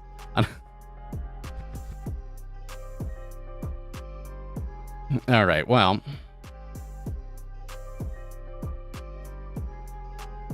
let's come back out here and see if there's what we find about University of Michigan. Consumers now feel assured that inflation will continue to soften. January data was basically unchanged from December, but declined more than expected in the preliminary data. Today's final print saw 1-year HID at 2.9. Yada, yada, yada, yada. This lack of fear of inflation sent the sentiment indicator soaring to 9.3%, the biggest monthly advance since 2005. Current conditions gauge rose 8.6 points. I try to avoid like reading like the exact numbers because I know that when you're listening to them, that those don't make sense. Like you actually need to see those numbers to interpret them, right? Democrats' confidence continued to surge, but Republicans' sentiment soured slightly. Stock market growth has generally provided some support to sentiment, particularly consumers with larger portfolio holdings. This group posted a particularly large improvement in views this month. However, recent stock market trends are unlikely to be the dominant force behind the historically large and consensus gains in sentiment seen these past December and January. As a comparison, the last time the stock markets reached historic highs in October and November of 2021, sentiment edged down. This month, about 13% of consumers spontaneously mentioned stock markets during the interview, down from 16% a year ago.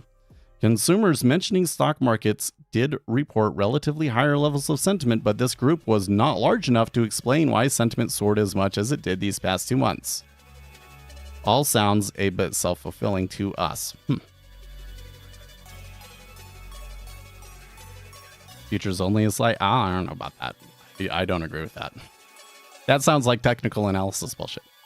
What I find is that the future always ends up being just different enough to matter. And that it's different every time. Well, was that a new low in the treasuries? Not quite. But it's getting there. The KRE continues to be up, by the way. The S&P 500 isn't selling, James. You got 45. I'm not going to wait all day for it.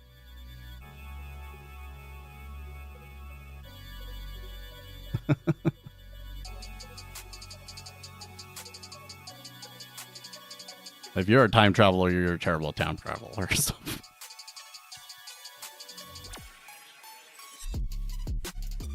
I remember there was a time when I felt like that I made pretty good predictions. And I guess relative to other people from, I've never done like a super deep study from it, but the kind of study that I have done on it says that I'm better than average or better than random. But even that is like your actual predictive power is super, super tiny. Right? It's like coming down if you have a coin and you're flipping a coin, okay? And I tell you it's a weighted coin. So it's weighted to fall heads, okay? And so then you're like, get all cocky and like, oh, I know which way it's going to go. And so when you're doing it with other people, you pick heads every time and, you know, it's going to land on heads and you're going to be right, yeah? But what if I told you that the weighted was only 1%, right? Because it comes up heads 51% of the time and tails 49% of the time. Then are you going to say that sort of stuff? Because that's basically the kind of predictive power that we actually have. Super, super tiny edge.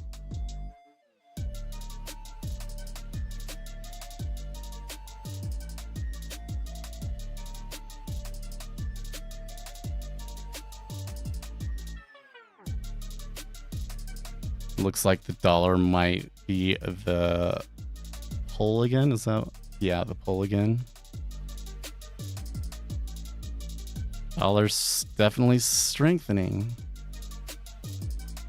It's kind of interesting that the S&P 500 continues to be a slight rally.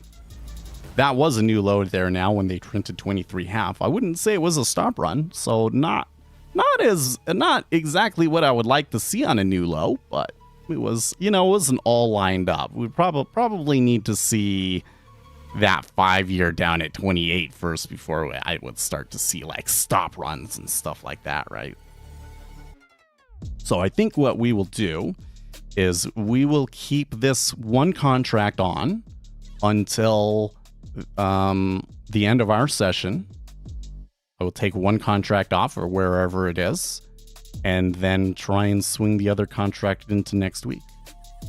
Because I'm kind of hoping, and maybe this is crazy of me to be hoping for this sort of a thing, but I'm kind of hoping that the treasuries come at least down to here. At least down to here.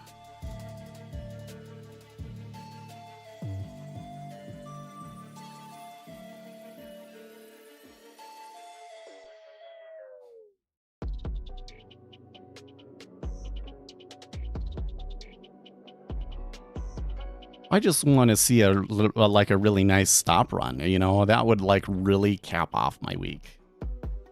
I feel like, oh, well, I wish there's no way I think that I would have taken this trade on a live account. Unless it was like a really big live account. So that's kind of the one thing.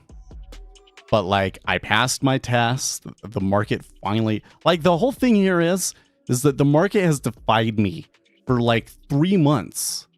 And now it's finally, the reckoning is finally here, you know? So I'm feeling pretty good today. What does it take to wipe out all of the 0 day to expiration spoos players? I don't know.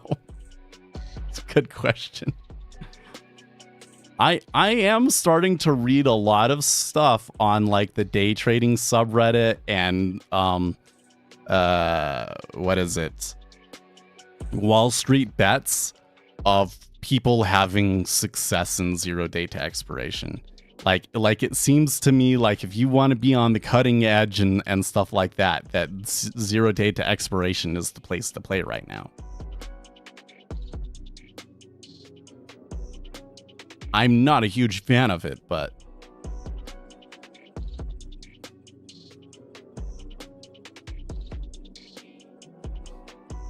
I wonder sometimes, you know, we have all of these controls put in place after the 1907 crisis and after the 1920s to kind of limit risk and prevent like a Great Depression sort of a thing, right?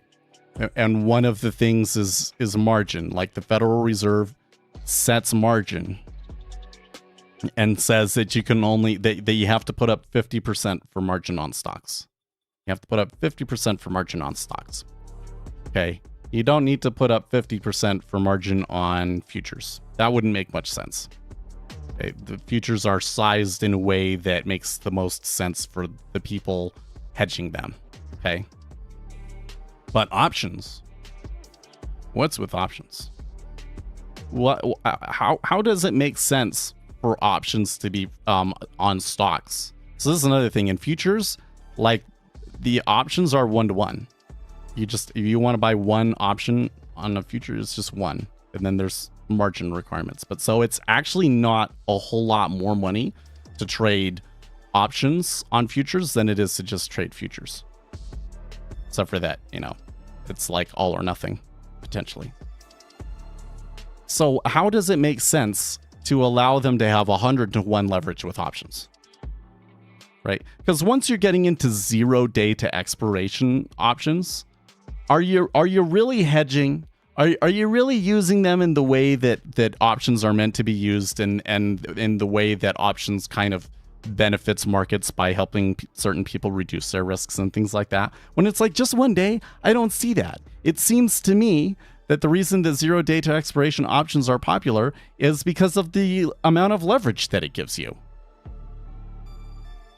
And so then at that point, isn't it just a kind of a backdoor around the margin limitations that we put in there?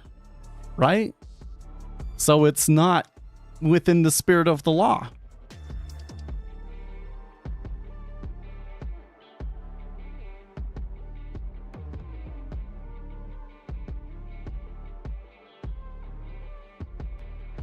Okay, Billy Ray Valentine, in your opinion, are the feels you get when using NinjaTrader Market Replay? So I don't know a whole lot about the Market Replay function. I've literally never used it. Because everything that I've understand about it is that it's kind of choppy. Like it's like if you're watching order flow, like what you see is not really quite the same. So if you really want to like replay order flow, just do what we're doing here, record it to YouTube and then replay it back on YouTube. But I think that for the most part, when NinjaTrader is saying that you got to fill on something, it's usually pretty okay, because they have a way of saying it has to clear that price for it to count, right? So if I had a contract to buy at 22.5 and like 100 contracts went into 22.5, but then it immediately turned around, I don't know if I got filled. But if I have it at 22.5 and then they trade through me and they start trading 22, then I definitely know I would have gotten filled. And that's what NinjaTrader does. So if you're using, like when you're doing a back test and you tell it, put a a higher granularity data series underneath and it has to clear to fill me, then that's pretty accurate. Let me pull that up to show you. This is just in backtesting. So I think that the market replay has a similar setting, doesn't it? So when you come in here and we say order fill resolution high, and then don't check fill limit orders on touch, because then that would say if it just barely kissed it, then I'm filled. And don't do that. Then your backtest is a little bit more stingy than real life, right? And then the reason you want to order fill resolution is, what if you have a bar where your stop and your target both got hit in the same bar? You don't know which one got hit first, and that's why you want to include the higher resolution.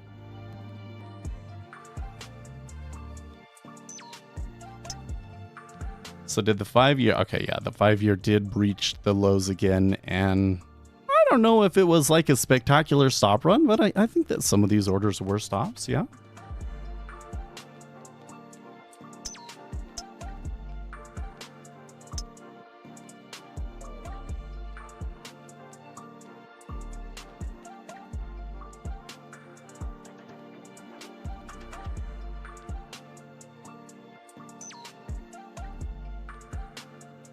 After fresh Israeli strikes on Damascus, whole region braces for U.S. attack, possibly hours away. It would totally make sense to me for the administration to start doing their stuff over the weekend after the markets are closed.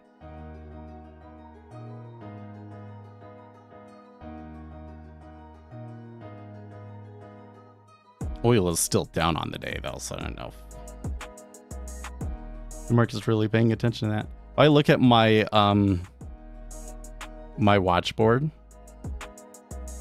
wheat is up 0.87% and natural gas is up 1.87%, and everything else is down, with silver being the biggest loser, down 2.79%. So we saw some huge moves today, and today is just completely exceeding all of that.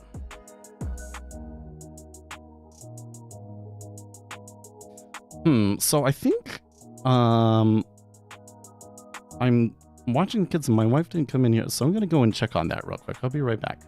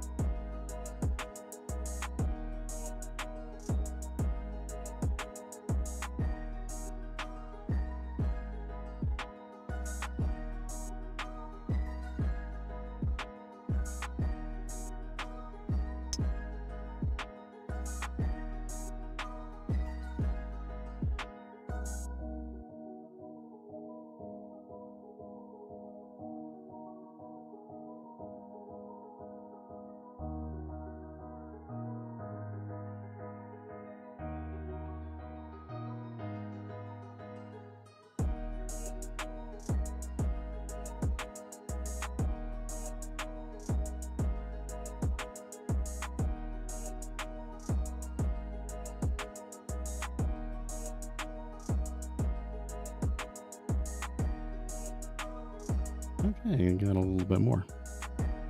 Oh. Did I come in and check at just the right time? So like my wife did leave for work, but she didn't bring me the baby monitor, so I brought it over here, and he is rustling. It looks like he went back to sleep. I think we're okay. I think we'll make it till the end of the stream. Fingers crossed. Yeah, so when you get a new low and there's iceberging on an offer, yeah.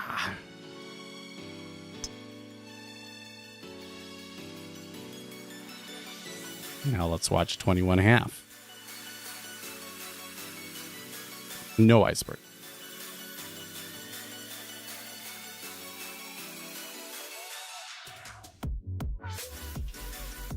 So maybe the pressure off a little bit.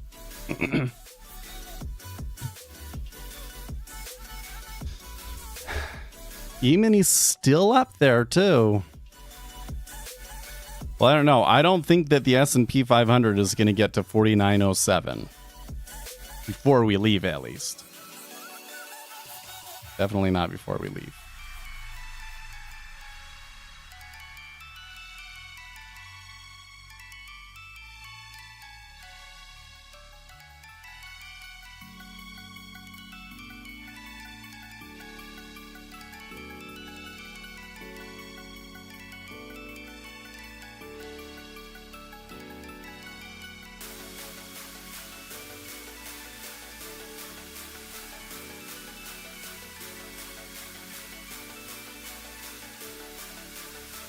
I'm thinking about this day that, like, okay, I've definitely had times where I tried trading on a non-farms and it came back on me, or I misinterpreted it, or whatever the deal is. And so I've always been a little cautious about, you know, what if I could come in here and trade 2 or 3 contracts on CN? And how would I do and everything, right? But I've done so well on this one trade. You know, if I could just only trade in this extreme of a situation, it would be golden. It's just that these ones come along very rarely, and I always seem to think that there's other ones that are going to be like this, and they're not, right? In fact, with this one in here, I think that might cancel out the drawdown that I've been in on the sim account. Let's see.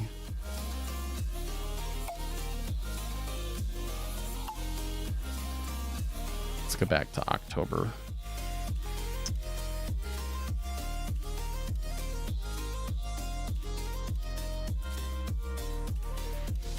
And only ZN.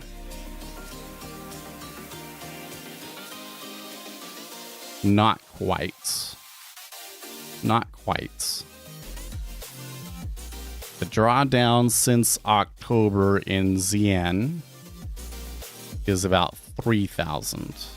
And I've made 2,000 on this trade, so some of these, that one right there, probably I shouldn't be counting, but I did put it on this, on ZN and everything, so I might have done it on, like,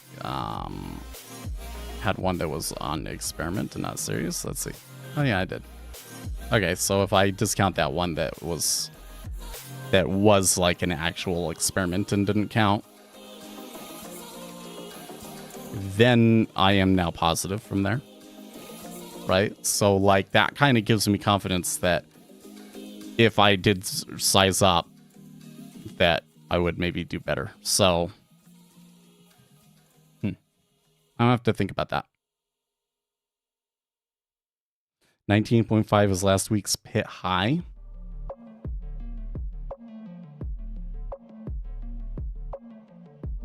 Good observation.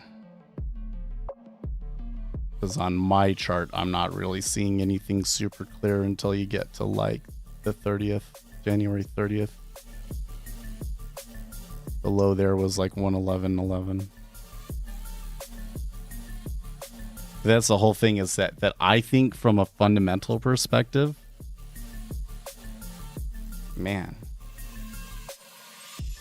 Yeah, I think from a fundamental perspective that we should be below 111 even.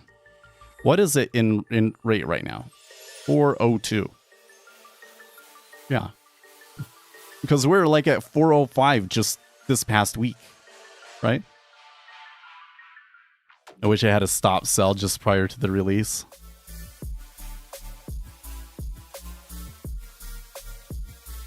Yeah, well, the problem with the stop sell is that it's so often that they will go. So, like, they did that kind of yesterday on the the Federal Reserve meeting is like it was down, but like they moved up like 4 to 6 ticks first before doing it. I think that trying to enter after the news with a stop order is hard. I think that what you can do though is what I did, where you have it set to limit and start clicking. You know, just try and click and try and catch it. And or you know, like put it at the offer or whatever the deal is. You know, you can use that control too. But it has to be a situation where you really know, like, this is trend day. Okay, this is like the 1 or 2 days of the year where the piece of economic news that we got is so significant, this will be a trend day. Because if you don't, it will probably fold back on you at least a little bit. During that kind of volatility, you know, you can be totally right and still have it go like 8 ticks against you. And then you have to deal with like this pullback that we had that was all the way up to like 112 even, right? Are we down now to a full, let's see here, 21.5? Oh, we are. We're to a full point now in the treasuries.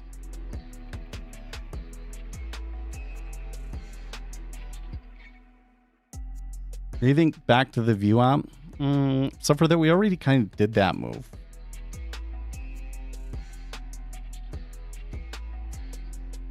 What I think is the most likely to happen is that sometime in the next hour, we will build the liquidity hole.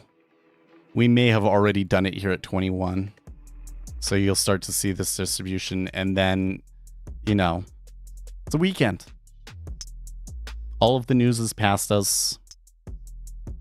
Once the London traders are gone, if they're not already gone, you know. Sorry, I have the right screen open so you can see the little picture that I drew. Maybe somewhere around 21, but it could be back up at 27 for all I know. And then it's probably going to go dead. So I guess what I'm trying to say is be careful, because we may be coming up on a market that just kind of settles here now.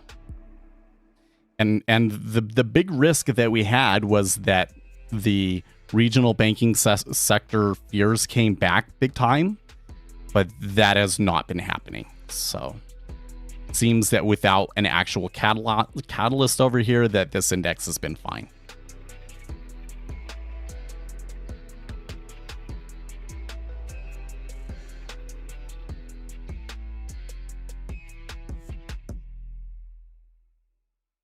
This ATR on what? On what time frame? I tell you what, you guys point out a lot of useful things, but you are usually not specific enough on what you're saying.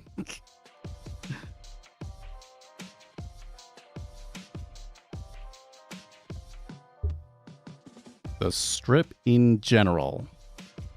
No, I mean, like, are you talking about like 1 minute, 5 minute bars, daily bars? I mean, because when I come back over here and I look at this daily chart and I look at the average true range, it's bad, but it's not insane. In fact, it was much more volatile not even a year ago.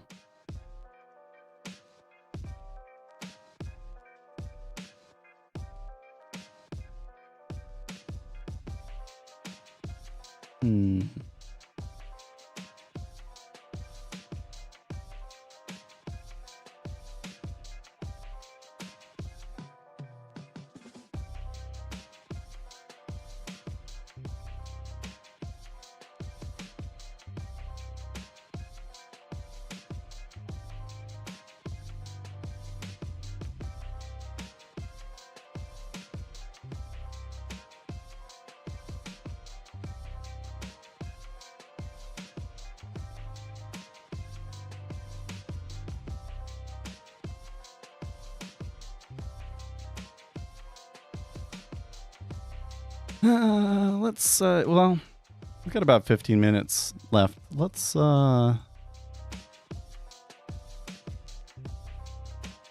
around.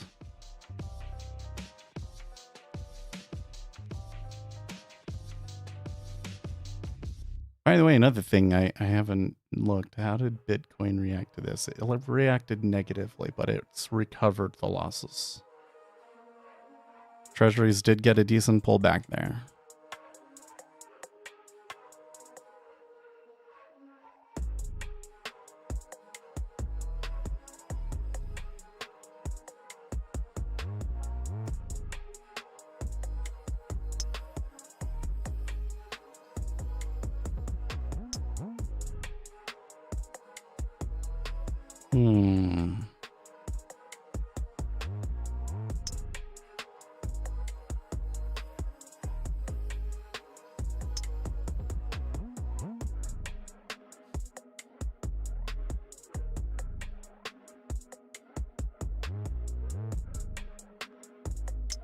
Does Reddit have anything to say about the non-farms report?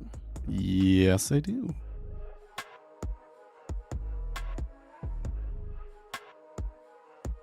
New York Times Ben Castleman, well, that was a surprise. U.S. employers added 353,000 jobs in January, far more than forecasters were expecting. Estimates for November and December were also revised. Oh, yeah, okay. We already knew that.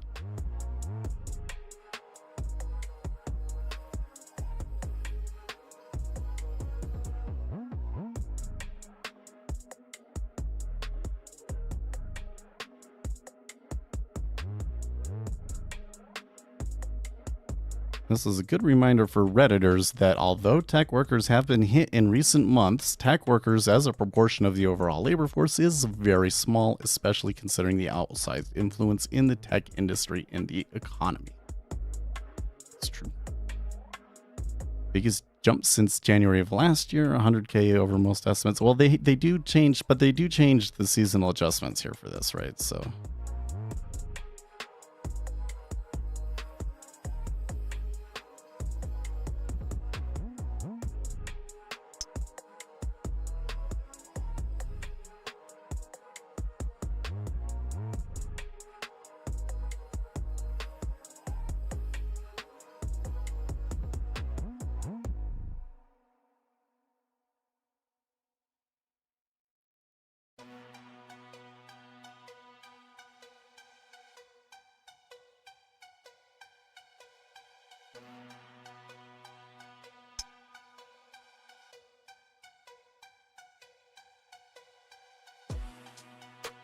I never understood the 6-cut idea.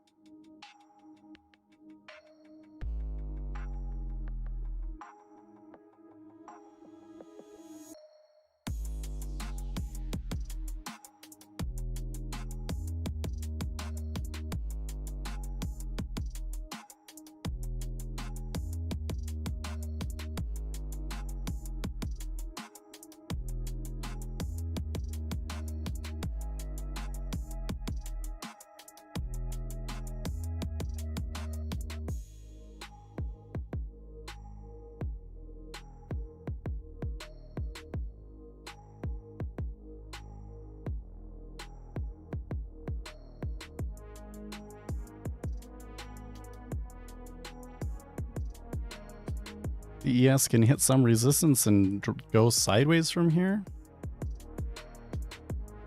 I don't know, man. So we were all saying like, yeah, when we were looking at this before, it was at 49.45 on this bar right here, right? It was this bar right here. I'll put a little dot there so you can see in my upper left chart, right? Okay. And we were saying, or not we, who was it? David starts, what did it start with? I have to scroll back. James, that's right, James. James said it's going to sell from here, and it was targeting like 49.07 down here or something like that, right? So now we're at 49.60, and we're like, oh, you know, maybe before we leave, it could actually do that. So and I kind of thought, you know, yeah, we're getting a little pullback. It could come back down, right? But yeah, that's not what's happening. The S&P 500 has completely retraced the down move.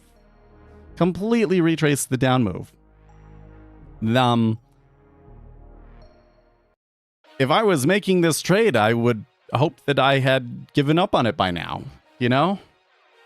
But this is why I don't trade ES.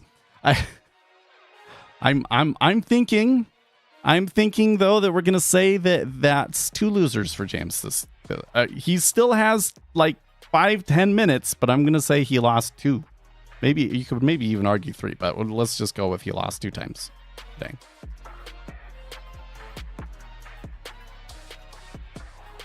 So I do not believe that this empirical evidence that we have collected today is very consistent with the theory that James is a time traveler.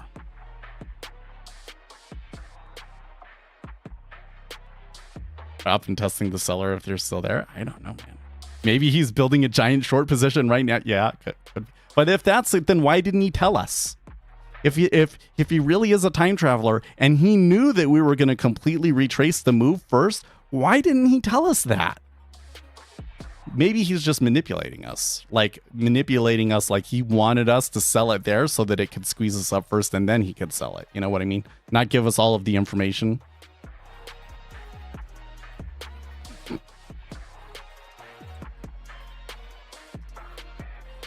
That was his plan all along, yeah.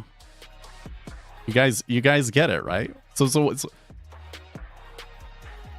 we do not make decisions. Holy shit, did you see that? I kind of only caught that out of the corner of my eye, but that was like 3 ticks down all at once. Whew. Okay, well, something like that is a great opportunity for me to take off my other contract. I can let the rest run to try and see if it goes into next week.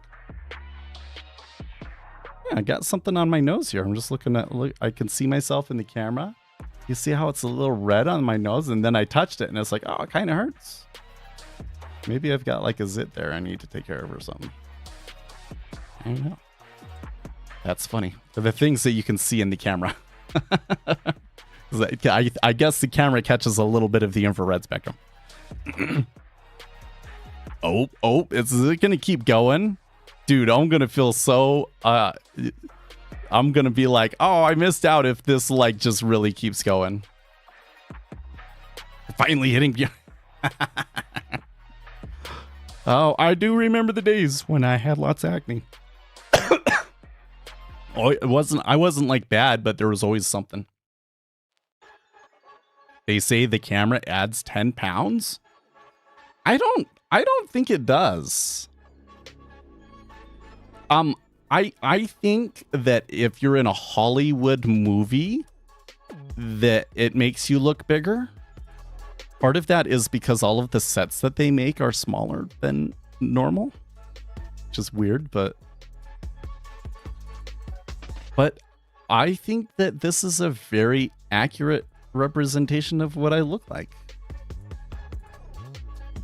I'd say it's a very accurate representation. I need to shave.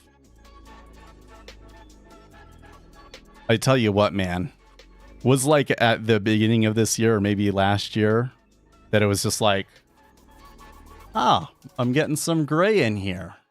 So then I started growing it out to just kind of see what that was like. Well, it's not gray enough to really look truly distinguished, but you know, whatever. But now what's happening? It's getting gray over here too.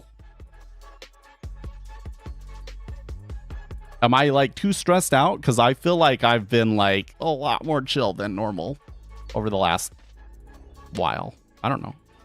You look like Taylor Swift with a... What? No. Hold on a second.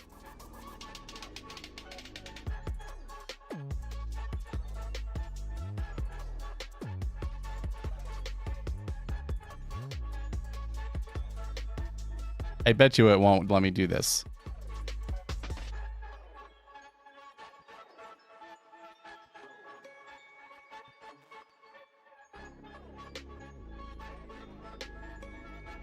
I bet you that ChatGPT will refuse to create an image for me. Oh, I don't know. It says it's creating an image. Yep, error creating image. I am unable to generate images that involve altering the appearance of public figures. Boo.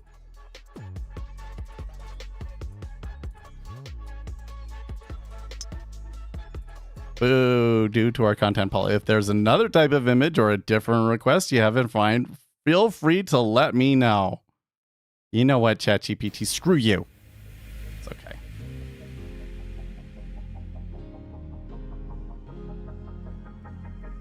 I want to know, how does it know? So here I'm on my, I have these two. And it lets, yeah, I don't understand this. I'm not going to show you the screen, but I have like, I get two like sandboxes, I guess you could say. I get a personal sandbox and like my company sandbox. And when I'm in my personal sandbox, I can use GPT-4. Oh, limit 40 messages every 3 hours. Oh. Well, that's not bad.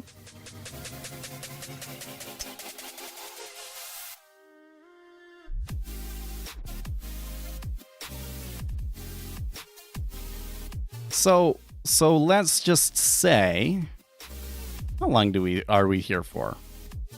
Well, we start at 6:30, we go till 9:30. That's 3 hours, but it's 2.5 hours.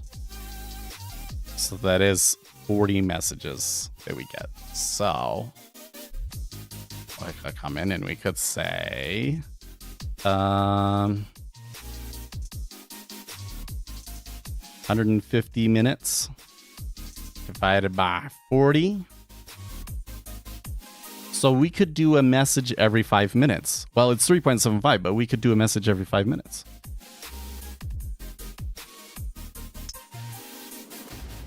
"40 messages every 3 hours." Can I show you something I did? What was it? I have to go back.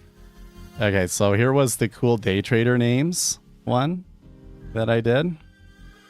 Okay. Chase Sterling. I don't think I could pull off a Chase.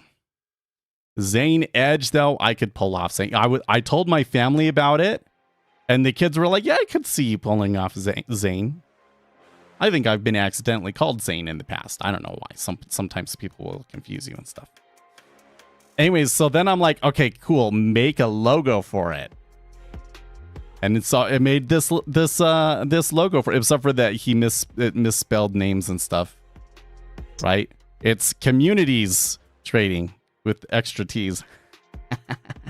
Right? And the icon that it gave me basically looks like the Ethereum logo, but it is a cool looking logo, right? I said, "Hey, you misspelled things," so I asked it to see if it would would spell things correctly, and it still did it wrong. Communities Trading.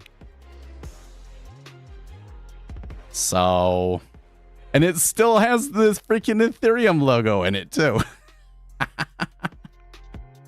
So yeah, ChatGPT.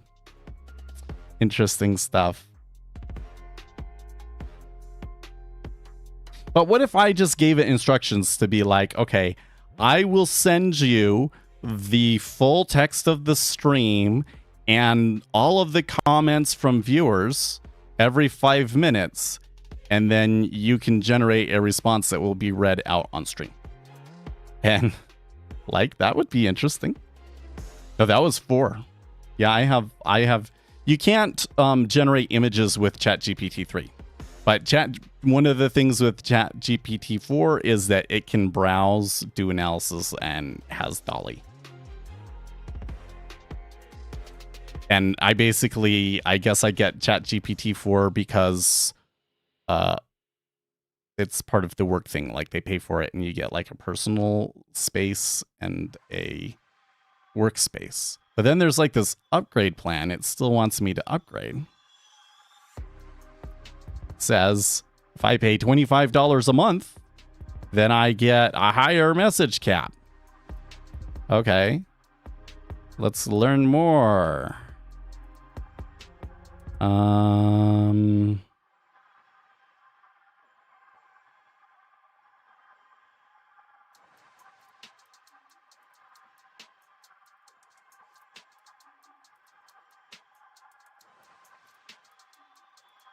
Model training, pricing, maybe.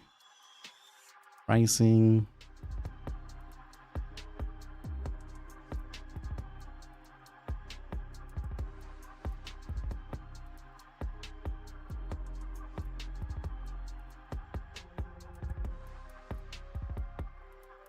Assistance API. They're not doing a very good job of telling me what the options are available to me. Because when I do this, and it's like, oh, you get everything in this and in this. Learn more. Okay, but what would the caps be? Okay.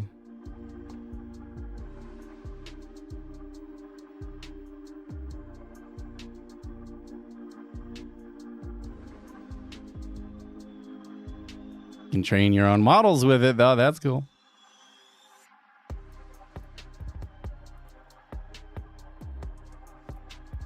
Yeah, I don't know. Oh, it's time to get going. Okay, well, now we can definitely say for sure that James trade did not work out. I don't know why I'm picking on him so much today. Normally somebody comes in and says something like that, I just completely ignore him, but this is the second time he's come in and done something like that, so I'm like, okay. I don't think you actually know. I don't think you actually know. My babies are still asleep. Oh, that's interesting. So it seems like that them putting me on Enterprise, like I do get the team version when I'm on their workspace, but when I'm on my personal account, it still gives me like the upgraded personal or something like that, because I do get GPT-4 and everything. How many messages can I send to you for GPT-4 in a 3-hour period? And we'll see if it tells me.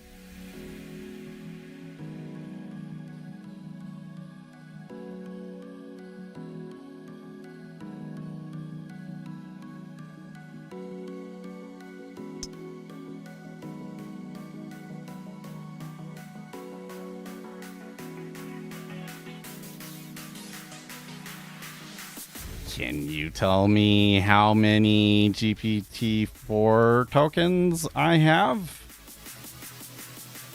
It doesn't have the ability to retrieve information about my usage. Oh, but there is a dashboard.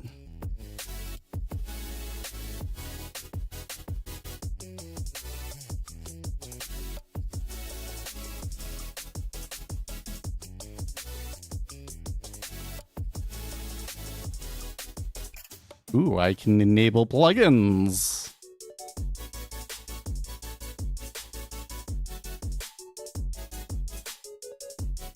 Okay, wait. So if I come over here, OpenAI menu, login.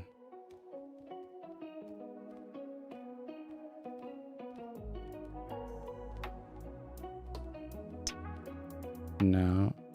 Maybe if I log in API.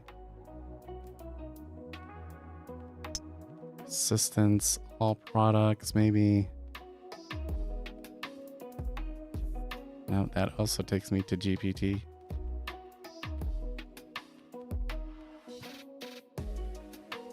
API reference usage.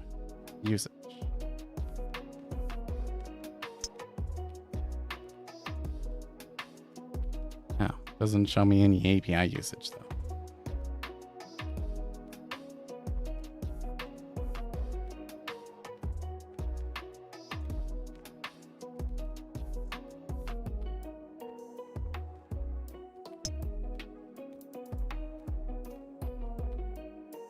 $6,800 offerings. Ooh, wow.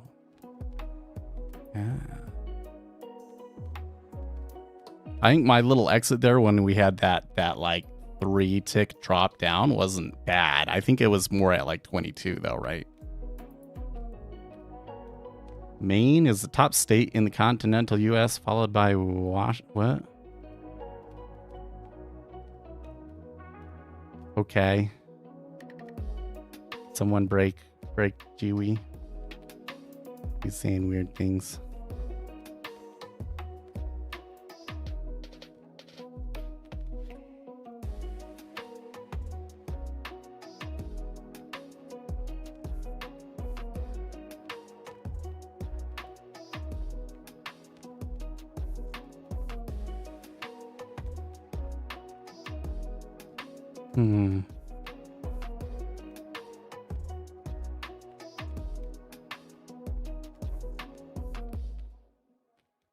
How many tokens?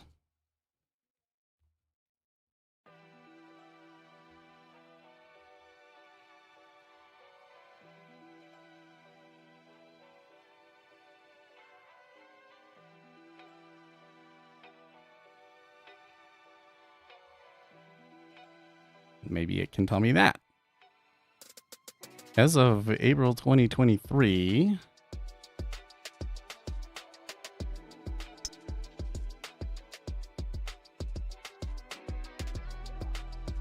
but how many tokens does it actually give you? It doesn't know how many tokens. The exact allocation can vary.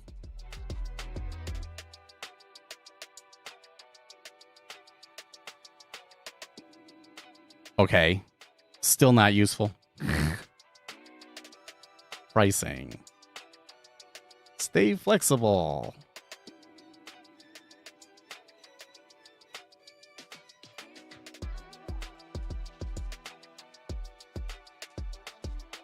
GPT-4. 9 cents.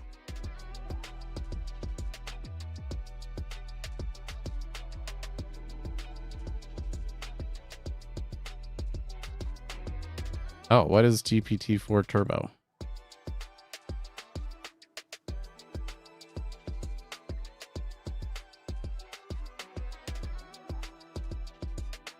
I think that you just use what you just pay for what you use. So let's just say that we put $25 into it, divided by 0.04 cents.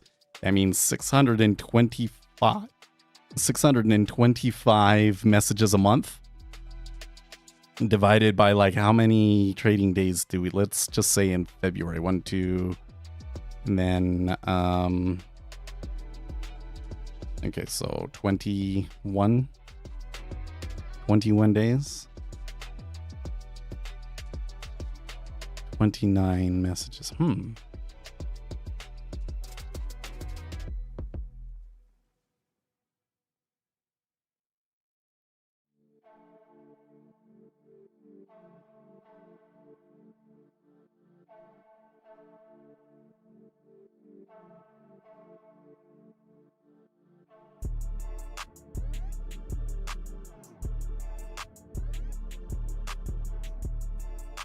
Whisper is 0.6 cents a minute.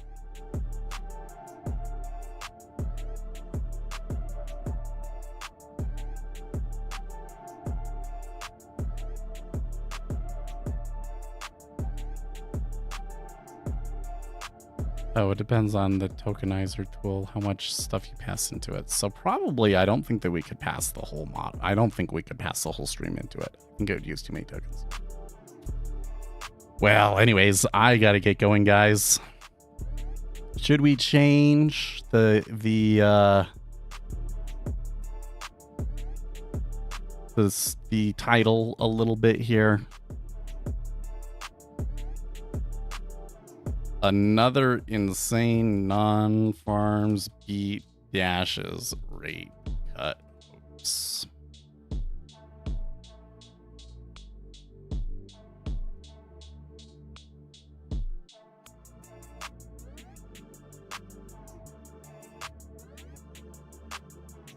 What a day, guys. What a day. Well, I hope that at the very least you guys didn't lose money on this.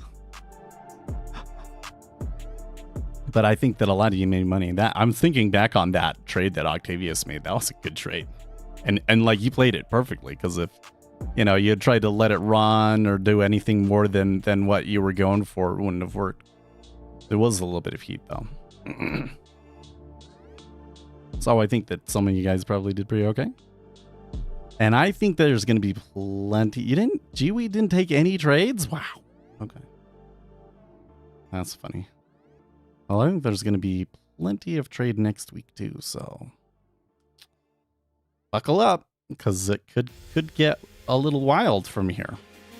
With, you know, if the treasuries really start repricing to where I think that they're going to go, it's probably going to hammer the stock market pretty hard. So we'll see. But in the meantime, stay excellent.